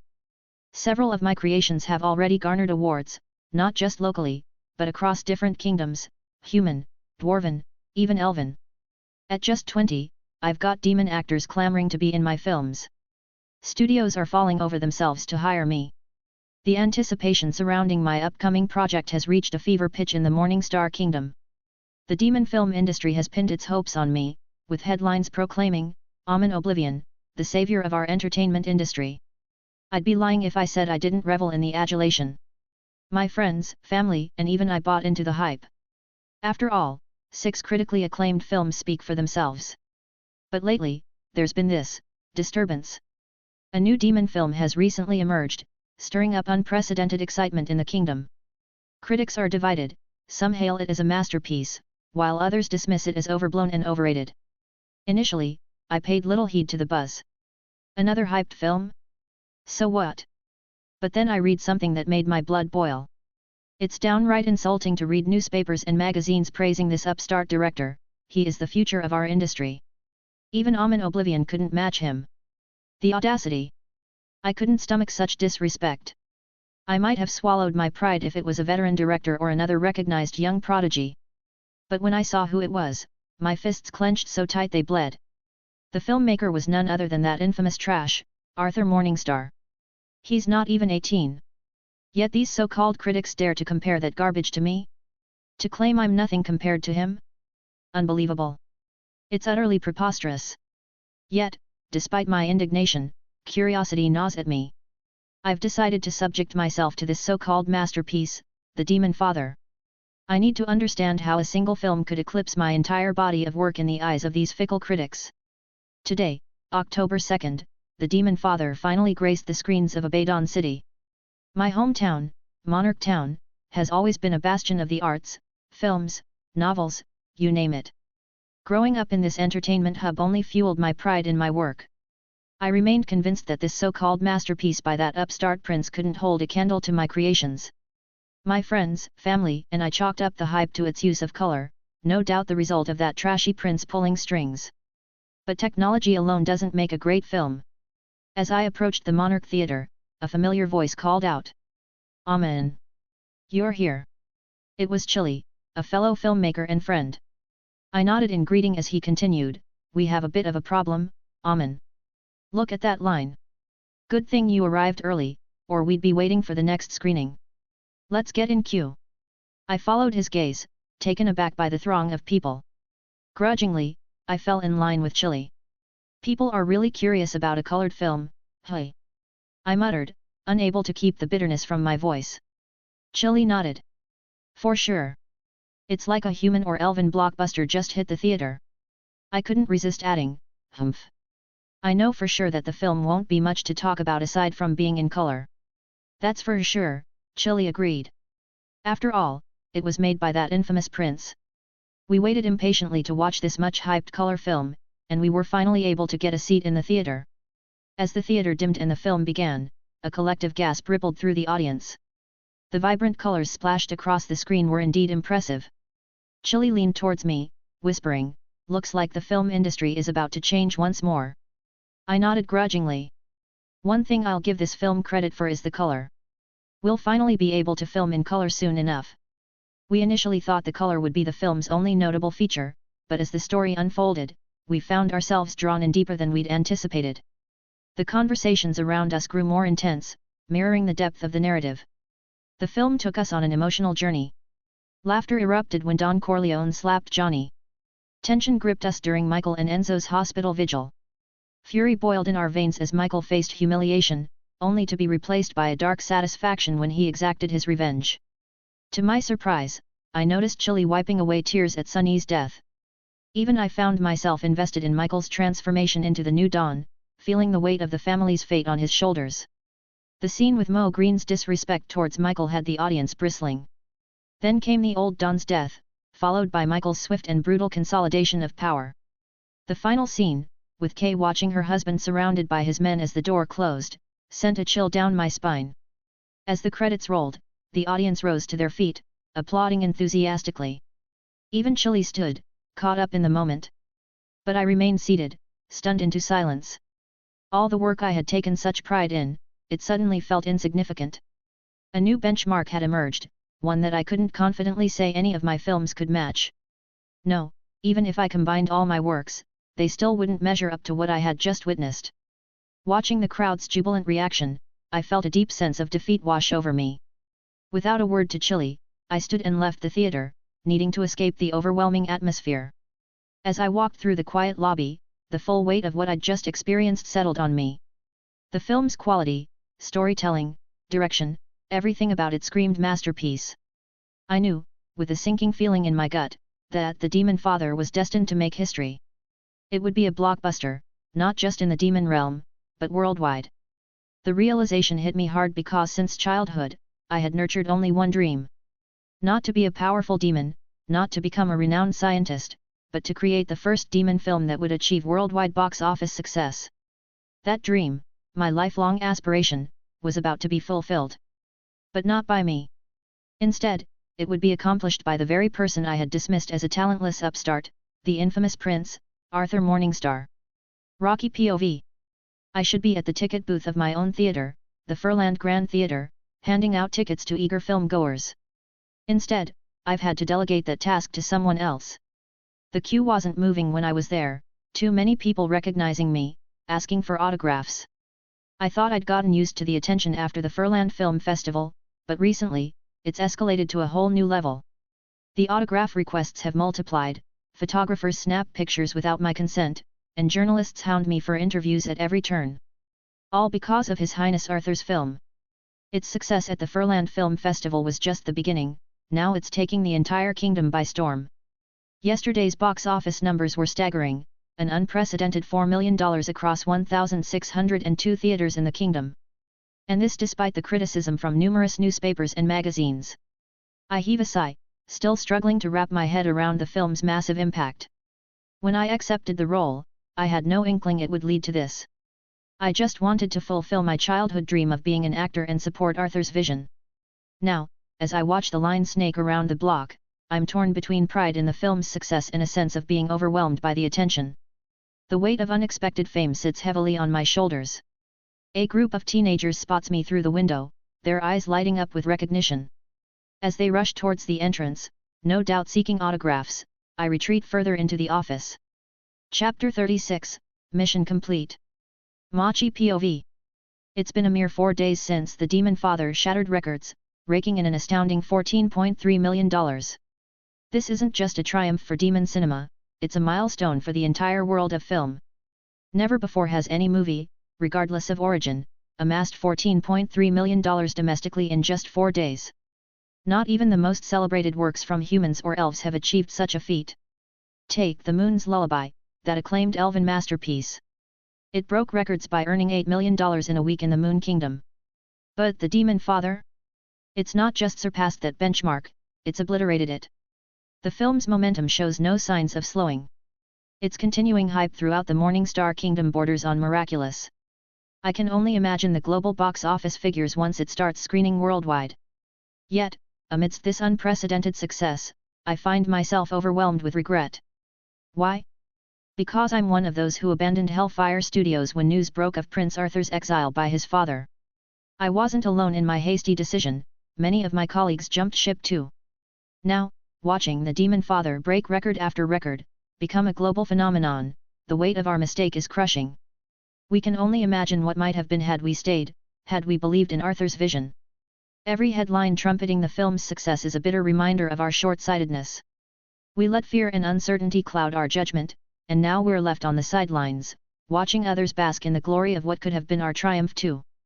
Today, we found ourselves in front of Hellfire Studios, the weight of our past decisions heavy on our shoulders.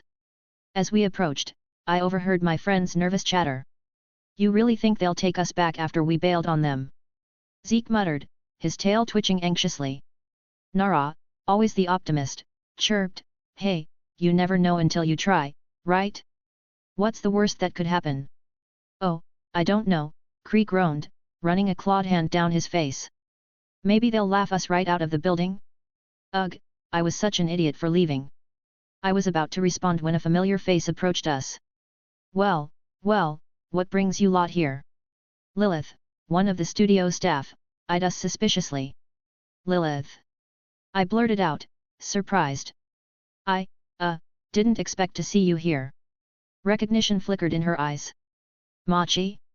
Is that really you? What in the nine hells are you doing here?" I swallowed hard, gathering my courage. "We were hoping, is Prince Arthur around?" Lilith's eyes narrowed.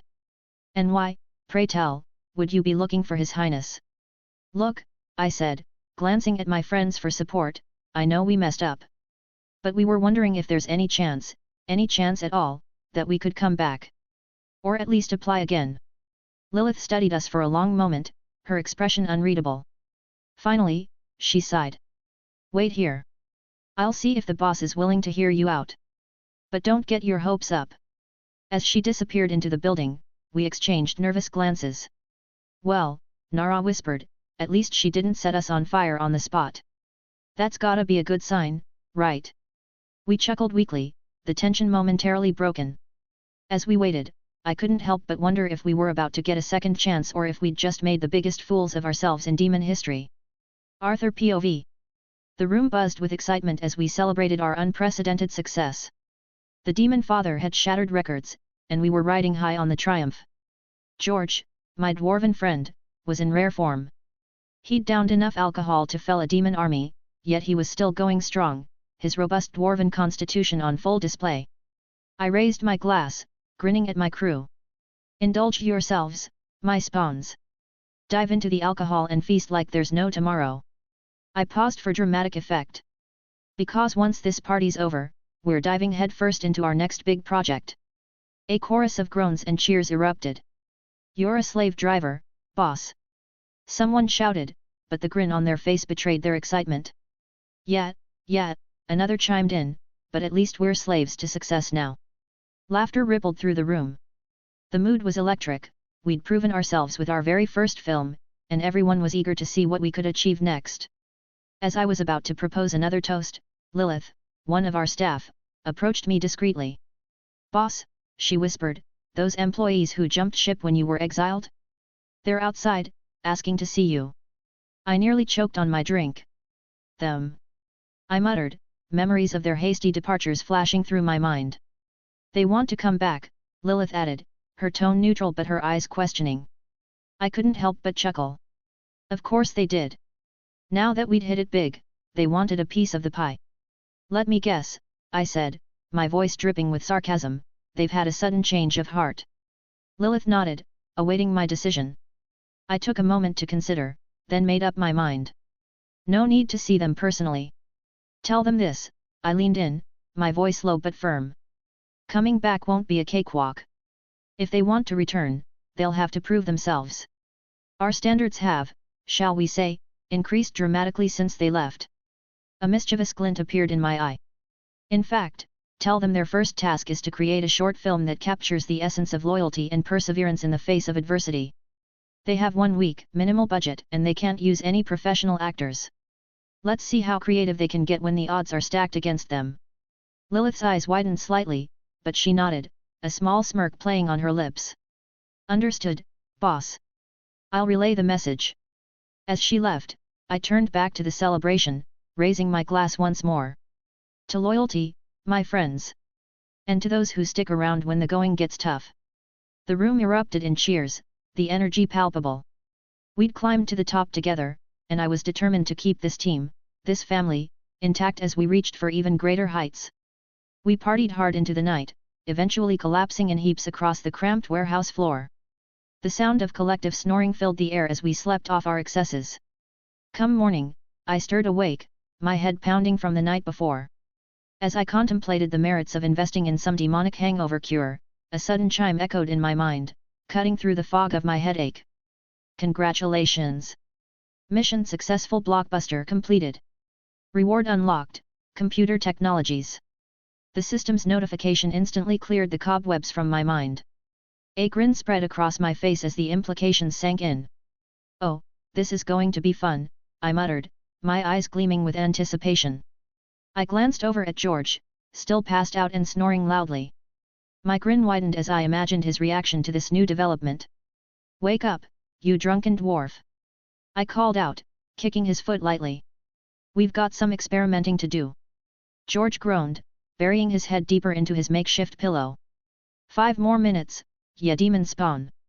I chuckled, already formulating plans in my mind. Computer technology in a world of magic? The possibilities were endless. As I started to rouse the rest of the crew, my hangover all but forgotten, I couldn't help but feel a surge of excitement. We'd already revolutionized cinema with The Demonfather. Now, with this new knowledge at my fingertips, who knew what we could achieve next? Chapter 37, I'll create my own style of computer. George's POV. My head feels like it's been used as a dwarf's anvil, courtesy of last night's overindulgence. All I want is to crawl back into bed, but Arthur's boundless energy has other plans. He bursts in, practically vibrating with excitement. I recognize that look. It's the same one he wore every day during the Demonfather shoot. Forcing myself to sit up, I groan, Arthur, you look like a kid on Hellmas morning. Don't tell me we're jumping into another project already. Arthur's grin widens. Right on the money, George. We're about to embark on our next big venture.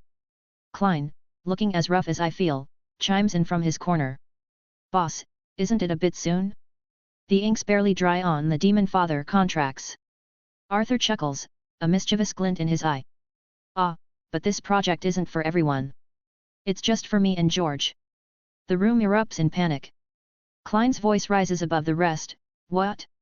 Are you firing us, boss? I frown, my hangover momentarily forgotten. Arthur, we can't make a film with just the two of us. And you can't just toss these guys out on their ears. Whoa, whoa. Arthur holds up his hands, laughing. You've got it all wrong. I'm not firing anyone. This isn't about film at all. We're talking mechanics here. A collective sigh of relief sweeps through the room. I raise an eyebrow, intrigued despite myself. Mechanics. Arthur nods, his excitement infectious. That's right. I haven't quite cracked our next film project yet, but don't worry, we'll get there.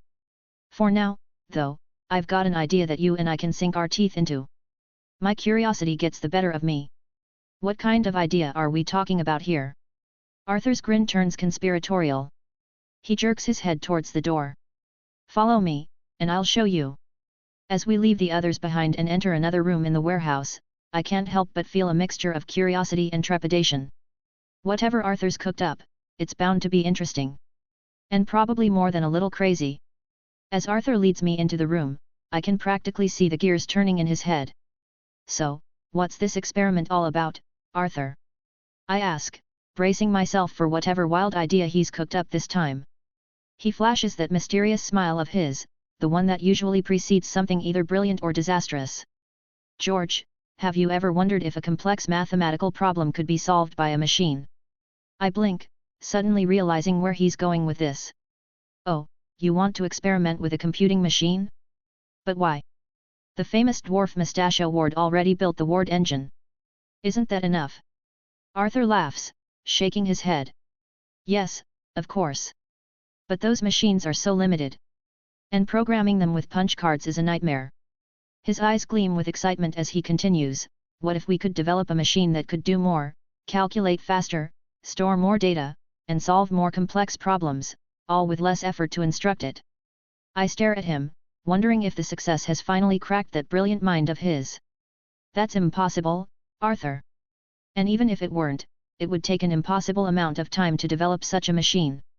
Ah, that's where you're wrong, my friend, he says, patting me on the shoulder. You have me. I have the genius brain to create a machine that could automate tasks, solve complex problems, and do much more that will revolutionize the world. I can't help but look at him like he's grown a second head. Has all this overnight success gone to your head? Are you feeling all right? But Arthur just laughs off my concern, already rummaging through electronic equipment with the enthusiasm of a kid in a candy store. I sigh, sending up a silent prayer. Great Forge Father, please keep an eye on my friend here. Make sure his mental health is intact and that success hasn't completely derailed his sanity.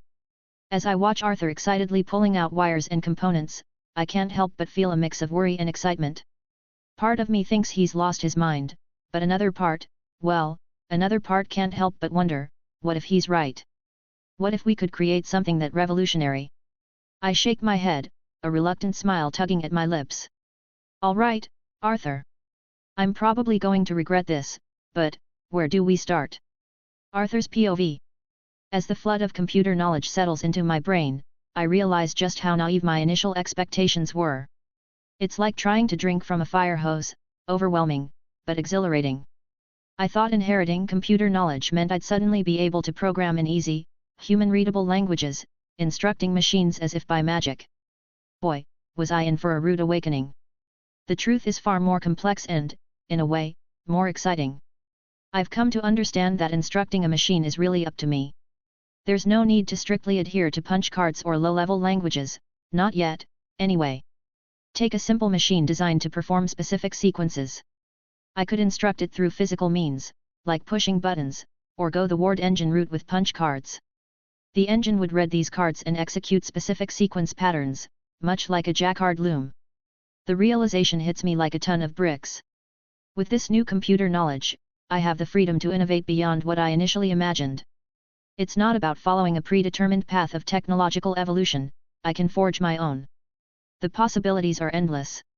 While this world has its word engine and my old world had its analytical engine, difference engine, and Harvard Mark I, I'm not bound by their limitations or methodologies. Who says I need to stick to punch cards or traditional input methods? My mind races with potential alternatives. What if I create a computing machine that uses film strips instead?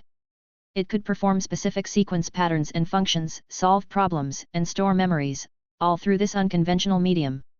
Sure, film strips might be more expensive than punch cards, but there could be cheaper variants. I could develop a method to encode binary data on these strips using a rolling machine, then feed them into my computer to perform specific tasks. And then there's the magic of this world, an element that opens up even more exciting possibilities. Spells that command fire, ice, wind. What if I could harness these for computation? I could potentially create a machine that responds to magical inputs, blending technology and sorcery in ways never before imagined. The more I think about it, the more excited I become. As I set up the equipment for our experiments, my mind races with possibilities. Using film strips as an input method isn't just a random choice. If I can pull this off, it could revolutionize the film industry itself. Imagine a computer machine that could edit films more efficiently, solving complex editing problems, automating tedious tasks, and even suggesting creative cuts. It's a filmmaker's dream come true. I explain my vision to George, watching his expression shift from skepticism to cautious interest. You have a more interesting concept than I thought. George nods, stroking his beard. But then he adds, but I don't think we'll be able to do it without knowledge. Sure, you have an idea, but do you have the know-how to follow through? I can't help but chuckle. If only he knew about the wealth of computer knowledge I've suddenly acquired. But I can't exactly tell him about my magical reward system, can I? Instead, I opt for a confident smile. Just trust me, George. I'm not a prince director for nothing. George snorts, shaking his head. Yeah, but the media calls you a prince director because of the Demonfather. That doesn't mean you have a genius mind for machines. His words sting a bit, but I can't fault his logic. From his perspective, I'm a filmmaker who suddenly decided to revolutionize computing. It does sound a bit far-fetched. Chapter 38, Next Possible Project and Redemption Film. Arthur's POV. A week has flown by since George and I started our computing machine experiments. I've been stockpiling cheap film strips, ready to be encoded with binary. It's exciting progress, but that's not the only iron I have in the fire. Between tinkering sessions, I've been hammering out a script for our next film project.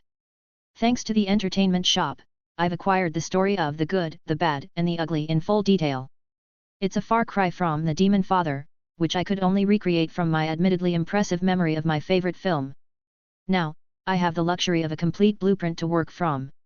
Of course, this isn't Earth, and a straight adaptation wouldn't fly. I've been tweaking the story to fit our magical, multiracial world. The three main characters are now a gruff demon bounty hunter, a cunning elven outlaw, and a ruthless dwarven mercenary. The setting? The Empirican Frontier Age, a period in Empirica's history that mirrors the Wild West, complete with lawless towns, rival factions, and the clash between old magic and new technology. It's a massive undertaking, but I'm not worried about the logistics. The box office returns from the Demonfather in just the Morningstar Kingdom have been substantial. I can only imagine how the numbers will skyrocket once the global returns start rolling in. As I delve deeper into the script, I realize how perfectly this story will resonate with the people of this world, especially the Empiricans.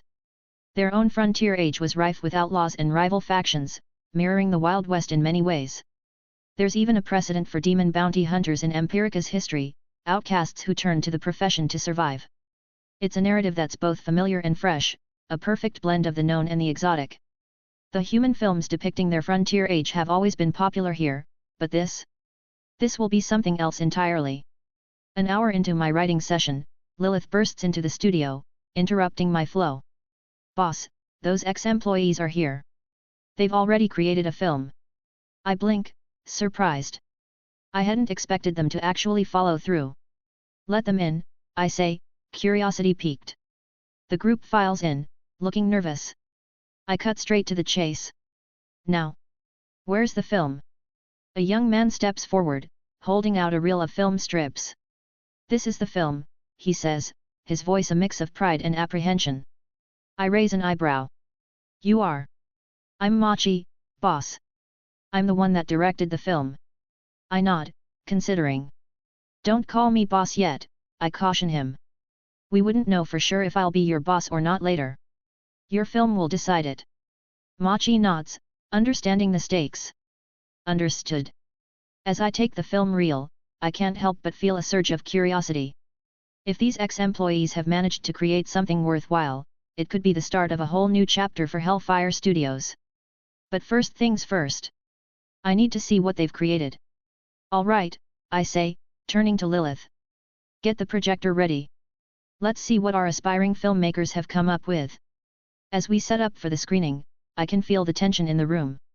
These young demons have put their hearts and souls into this film, hoping for a second chance. And me? I'm hoping for a pleasant surprise. As the projector whirs to life and the black and white images flicker onto the screen, I can't help but chuckle inwardly. The actors are none other than Machi and his colleagues themselves. Their desperation to return to the studio is palpable, etched in every frame. The story unfolds, a classic mob tale. The protagonist, Louis, played by Machi himself, is betrayed by a friend. What follows is a gritty journey of revenge and ascension through the ranks of the demon underworld. As the film progresses, I find myself pleasantly surprised. For a group of amateurs working with limited resources, they've managed to craft something intriguing. The cinematography is rough but shows potential, and there's a raw energy to the performances that's oddly compelling. I glance around the room, noting the tension in Machi and his friends' faces as they watch my reaction. They've poured their hearts into this, that much is clear. It's impressive, really. Out of the 30 who left, these 10 were the ones who swallowed their pride, pushed past the embarrassment, and actually created something.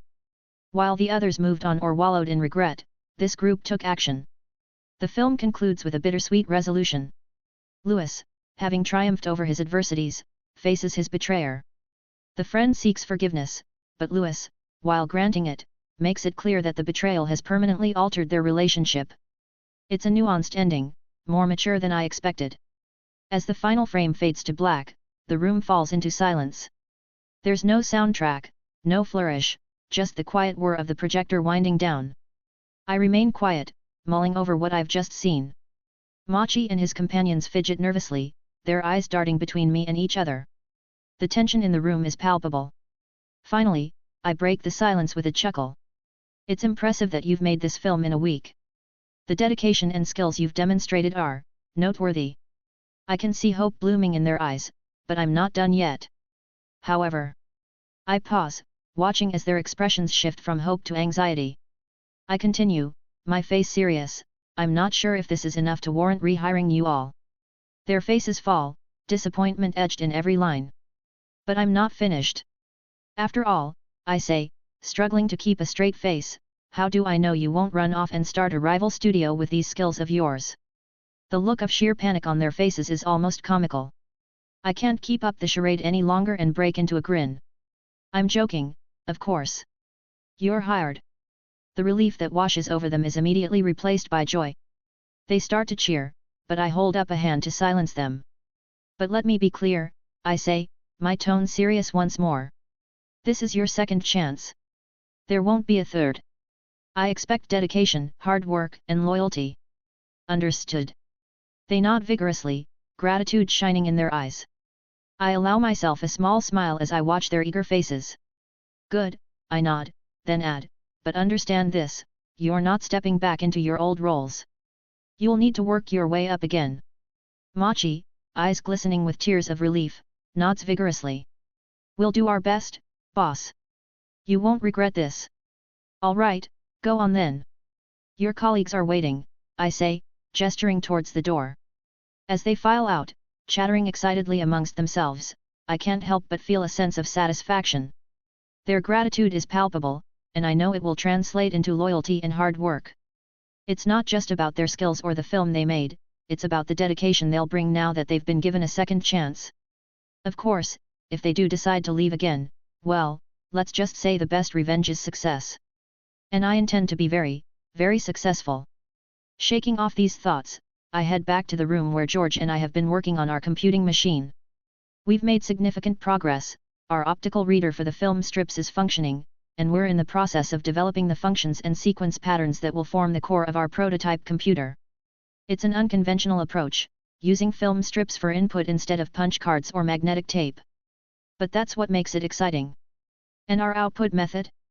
We're bypassing traditional printers in favor of projectors. Chapter 39, Computer. Eric Roosevelt POV. October 10th. The day has finally arrived. The Demonfather, the film I acquired from the Furland Film Festival, is set to be screened across Empirica. My heart's racing with anticipation. I can't help but feel excited. If this film does well, it could mean a promotion for me. The thought makes my palms sweat. Working for Bryan Brothers has its challenges, especially when it comes to the executives. They were skeptical at first when I pushed to acquire the film for $1.5 million, not to mention agreeing to share a significant portion of the box office with Hellfire Studios. But their tune changed after I showed them the film. I still remember the conversation from a few days ago. One of them said, "You know, this film actually has a chance to turn a profit. It's the best I've watched in a while. Never expected this from a demon picture." Another chimed in, "I agree. It's just a shame we won't profit as much because Eric gave away too much to that Hellfire Studios." I had to defend my decision. If I hadn't made that offer, that ex-prince wouldn't have agreed to the deal, I argued. At the time, the executives seemed to believe the film would profit, but they still thought we'd given too much to a fledgling demon studio. But then everything changed. News broke that the Demonfather was performing exceptionally well at the box office in the demon realm. Suddenly, the executives were just as excited as I was about the film's potential here in Empirica. Later that day, as the Demonfather finally screened nationwide across Empirica, the studio and I were on pins and needles. We had high hopes, but the reality of the first day's box office hit us like a bucket of cold water. $576,000. That's all we managed to pull in. I stared at the numbers, my heart sinking. This can't be right, I muttered. One of my colleagues, Laura, peered over my shoulder. "It's not terrible," she offered weakly. I shook my head. "It's average at best. We were expecting so much more." I couldn't help but think of the film's performance in the Morningstar Kingdom, $4 million on its first day. This was a far cry from that success. "Damn it," I growled, slamming my fist on the desk. "It's those blasted newspapers and magazines. Their criticism is killing us." As if to prove my point, the second day brought a flood of smug articles celebrating the film's mediocre performance. I could practically hear the critics gloating. Pacing in my office, I couldn't shake my frustration. "This film is brilliant," I said to no one in particular. "Every Empirican should see it. They just don't understand what they're missing." A knock at my door interrupted my brooding. It was Robert, one of the executives. "Eric," he said, his face unreadable. "We need to talk about these numbers." I swallowed hard. This was it. My career was over. "Sir, I can explain." He held up a hand, silencing me. "Let's wait for the second day's numbers before we make any decisions." I nodded, not trusting myself to speak. As he left, I slumped into my chair. I'd staked everything on this film. If it didn't turn around, I was done for. The next day, I dragged myself to the office, bracing for the worst. I expected the numbers to drop even further, maybe to 400K or less. But when I saw the figures, I had to do a double take. $6 million? I blinked, sure I was seeing things. This can't be right," I stammered. Laura burst into my office, her eyes wide. "Eric, Have you seen the numbers? Yeah, I nodded, still in shock. How is this possible? How did we jump from 500k to 6 million in a day? Random Empirican POV. I'm just your average Empirican, really. Sure, I'm a mage, but my job's nothing fancy, just message and item delivery. I hop in my car, summon my spirit pet, an owl, if you're curious, and send it off to deliver messages or items through tower windows. Once the job's done, my feathered friend flies back, and that's that. After work, I like to unwind. Sometimes that means catching a film at the local theater. Today, a new title caught my eye, a demon film called The Demonfather. I'll admit, I was intrigued. Not because I thought it'd be good, mind you. It was more about the buzz I'd been hearing. The newspapers have been going wild about it lately. A few sang its praises, but most tore it to shreds, calling it the worst film ever made. That alone was enough to pique my interest. How bad could it really be? But then I saw something that really got me thinking. Diane James, that notoriously hard-to-please critic, gave it a full 5 stars. Now that was puzzling. This is the same critic known for being stingier with stars than a miser with gold coins. How in the name of all that's magical could a demon film earn top marks from her? If it was so awful that most critics were ready to retch, why did James rate it so highly? And let's not forget, it shattered box office records in the Morningstar Kingdom. Something didn't add up, and I was determined to find out what. So here I am on opening day, settling into my seat. Looks like I'm not the only curious one, the theater's packed. As the lights dim, there's a palpable sense of anticipation in the air. What followed was unexpected, to say the least. From the moment the film started, I was pulled into the story. The characters felt real, their struggles visceral. I found myself invested in Sunny's hot-headed antics, Don Vito's quiet power, and Michael's transformation. The highs were exhilarating, I cheered along with everyone else when Michael took out his enemies. The lows hit hard, Sunny's death left a pit in my stomach. And don't even get me started on Carlo. When he finally got his comeuppance, the whole theater erupted in applause. It was cathartic, to say the least. But it wasn't all action and revenge. There were moments that chilled me to the bone. Like when Michael spoke to Kay, his words dripping with cold certainty, "Don't ask me about my business, Kay." Or that line that's still echoing in my head, "Don't tell me you're innocent, because it insults my intelligence." As I left the theater, my mind was reeling. I couldn't wait to tell my friends and family about it. Whatever those critics were thinking, they clearly missed the mark. The Demonfather isn't just a film, it's an experience, one that I won't soon forget. Arthur POV. I've lost track of how many days George and I have been cooped up in this makeshift lab, tinkering with our computer prototype. The floor is littered with discarded film strips, and the air is thick with the smell of burnt celluloid and coffee. But today, all those sleepless nights finally paid off. "George!" I called out, my voice cracking with excitement. "Get over here. I think we've got it."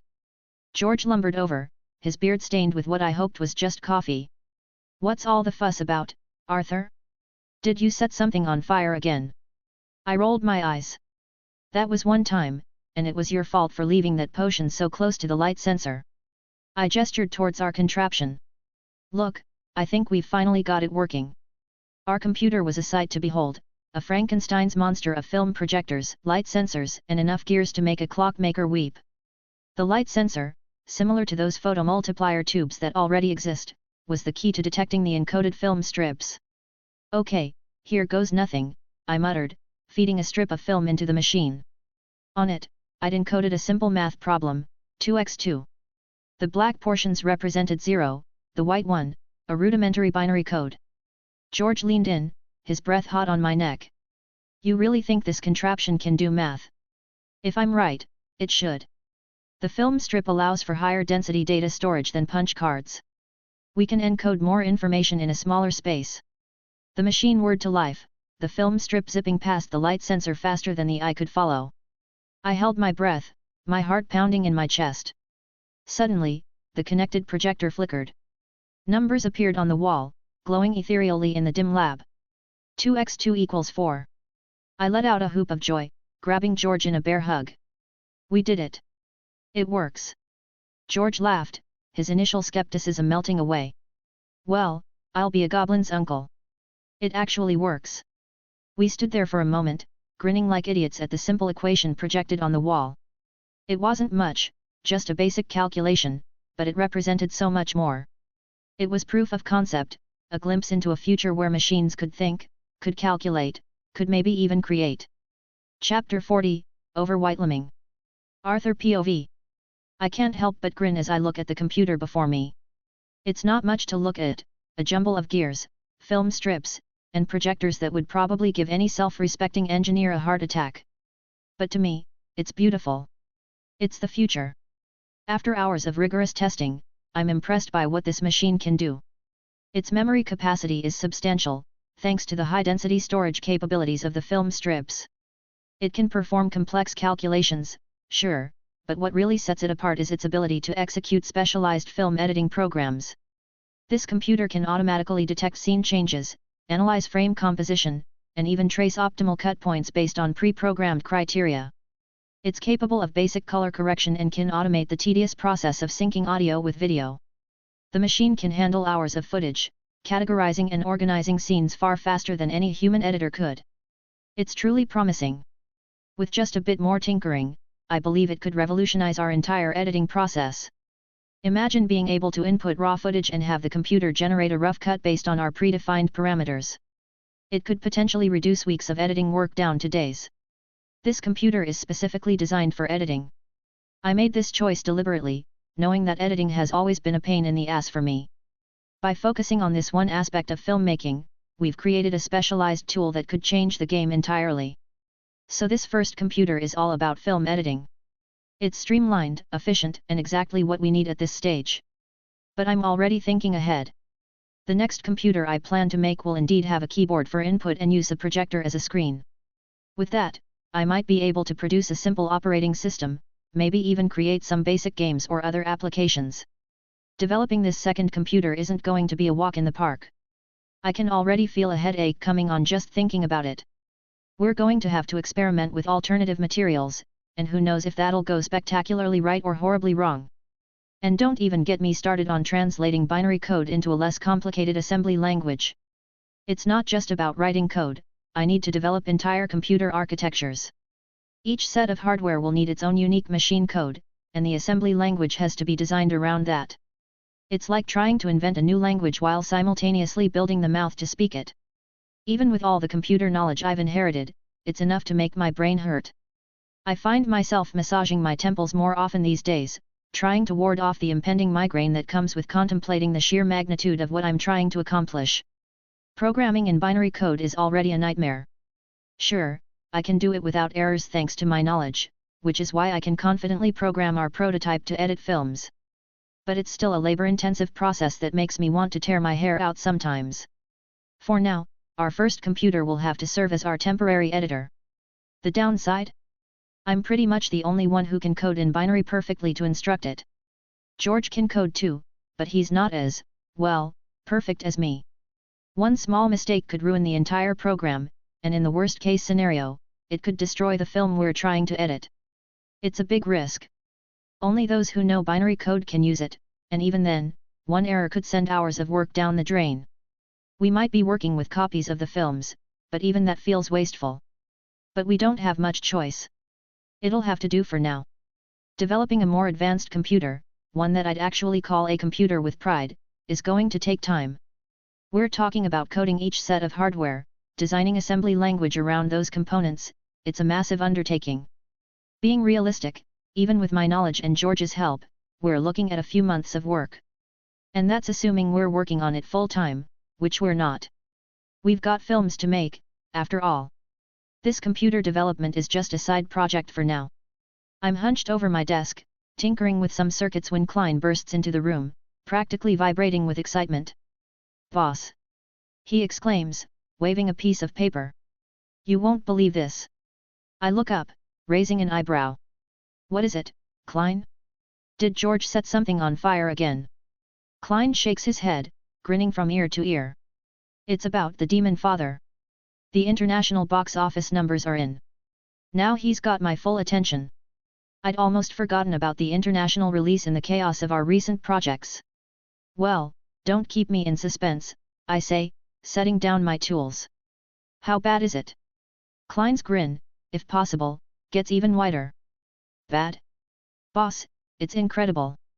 We've made about 11 million in just 2 days of screening in Empirica, the Moon Kingdom in the Evros region, and the southern archipelago, Nisia, and Tiger Kingdoms in South Anatolia. I nearly choke on my drink. 11 million? In 2 days? Klein nods enthusiastically. Yes, and get this, we're doing even better in Empirica than we did here. I lean back in my chair, a slow smile spreading across my face. Well, I'll be damned. This is good. This is very good. As the implications sink in, my mind starts racing. This is good. I couldn't help but smile wider as the realization sank in. With the growing success of the Demonfather, our company's coffers were swelling. And that meant more resources for my pet project, the computer. As I leaned back in my chair, a thought struck me. Maybe it was time to think bigger. Hiring professionals who knew their way around binary code and computing machines could really speed things up. It was a tempting idea, especially considering how undervalued those skills were in this world. I chuckled to myself, imagining the reactions of the magic-obsessed masses. In a world where everyone was busy hurling fireballs or perfecting their sword techniques, the idea of pursuing computing was seen as a waste of time. Even the more practical types were all about mechanical skills or craftsmanship. The dwarves, with their powerful guns and cannons, were the pinnacle of technological achievement as far as most people were concerned. But I knew better. Those wasted skills could be the key to revolutionizing everything. Shaking my head to clear it of daydreams, I turned to Klein. All right, I said, pushing aside my grandiose plans for the moment. Let's work on our next project. Klein nodded, and I couldn't help but notice the extra spring in his step. It wasn't just him, either. The whole team seemed to be riding high on our recent success. There was an energy in the air, a palpable excitement that hadn't been there before. They'd tasted success, seen their hard work pay off in spectacular fashion, and now they were hungry for more. I smiled to myself as I watched them bustling about, chattering excitedly among themselves. This was exactly what we needed. For our next project, we'd have to give it our all. Every ounce of creativity, every drop of sweat would be crucial. After all, the more successful our next film was, the more funds I'd have for computer development. It was all connected, each success building on the last, pushing us further into uncharted territory. I made my way to the main studio floor, where my team was huddled in small groups, chattering excitedly. As soon as they spotted me, a hush fell over the room. All eyes turned to me, eager and expectant. I cleared my throat, feeling a mixture of pride and nervousness. All right, guys, I began, looking at each face in turn. Now that you've seen the success of our first film, we can't afford to rest on our laurels. We need to keep this momentum going. We must ride this wave and turn it into a tsunami. A puzzled look crossed several faces. Then, one of the crew members, a young demon with particularly pointy ears, raised his hand tentatively. Boss. What's a tsunami? I couldn't help but chuckle. Sometimes I forgot that my knowledge from my past life didn't always translate. Good question, I said, nodding appreciatively. A tsunami is a word from Japan in the East Watch. It describes a massive wave, bigger than you can imagine, that can sweep away entire cities. A chorus of ahs and nods rippled through the group. I smiled. Good thing that there is an alternate country for Japan here in this world, just like how America became Empirica and other nations have their counterparts. The existence of Japan in the East Watch, complete with their word tsunami, was a convenient coincidence that made explaining certain concepts much easier. It was moments like these that made me appreciate the strange parallels between this world and my previous one. So, I continued, my voice rising with excitement, are you ready to create our next masterpiece? To make a film so incredible, so groundbreaking, that it'll sweep across the world like a tsunami, leaving everyone in awe. The team leaned in, their eyes shining with anticipation. Our next project, I announced, pausing for dramatic effect, will be the good, the bad, and the ugly. It's a story of 3 men, a demon, an elf, and a dwarf, caught in a web of greed, deception, and unlikely alliances. Set against the backdrop of the Empirican frontier age, it'll be a tale of moral ambiguity, survival, and the blurred lines between hero and villain. Thanks for listening.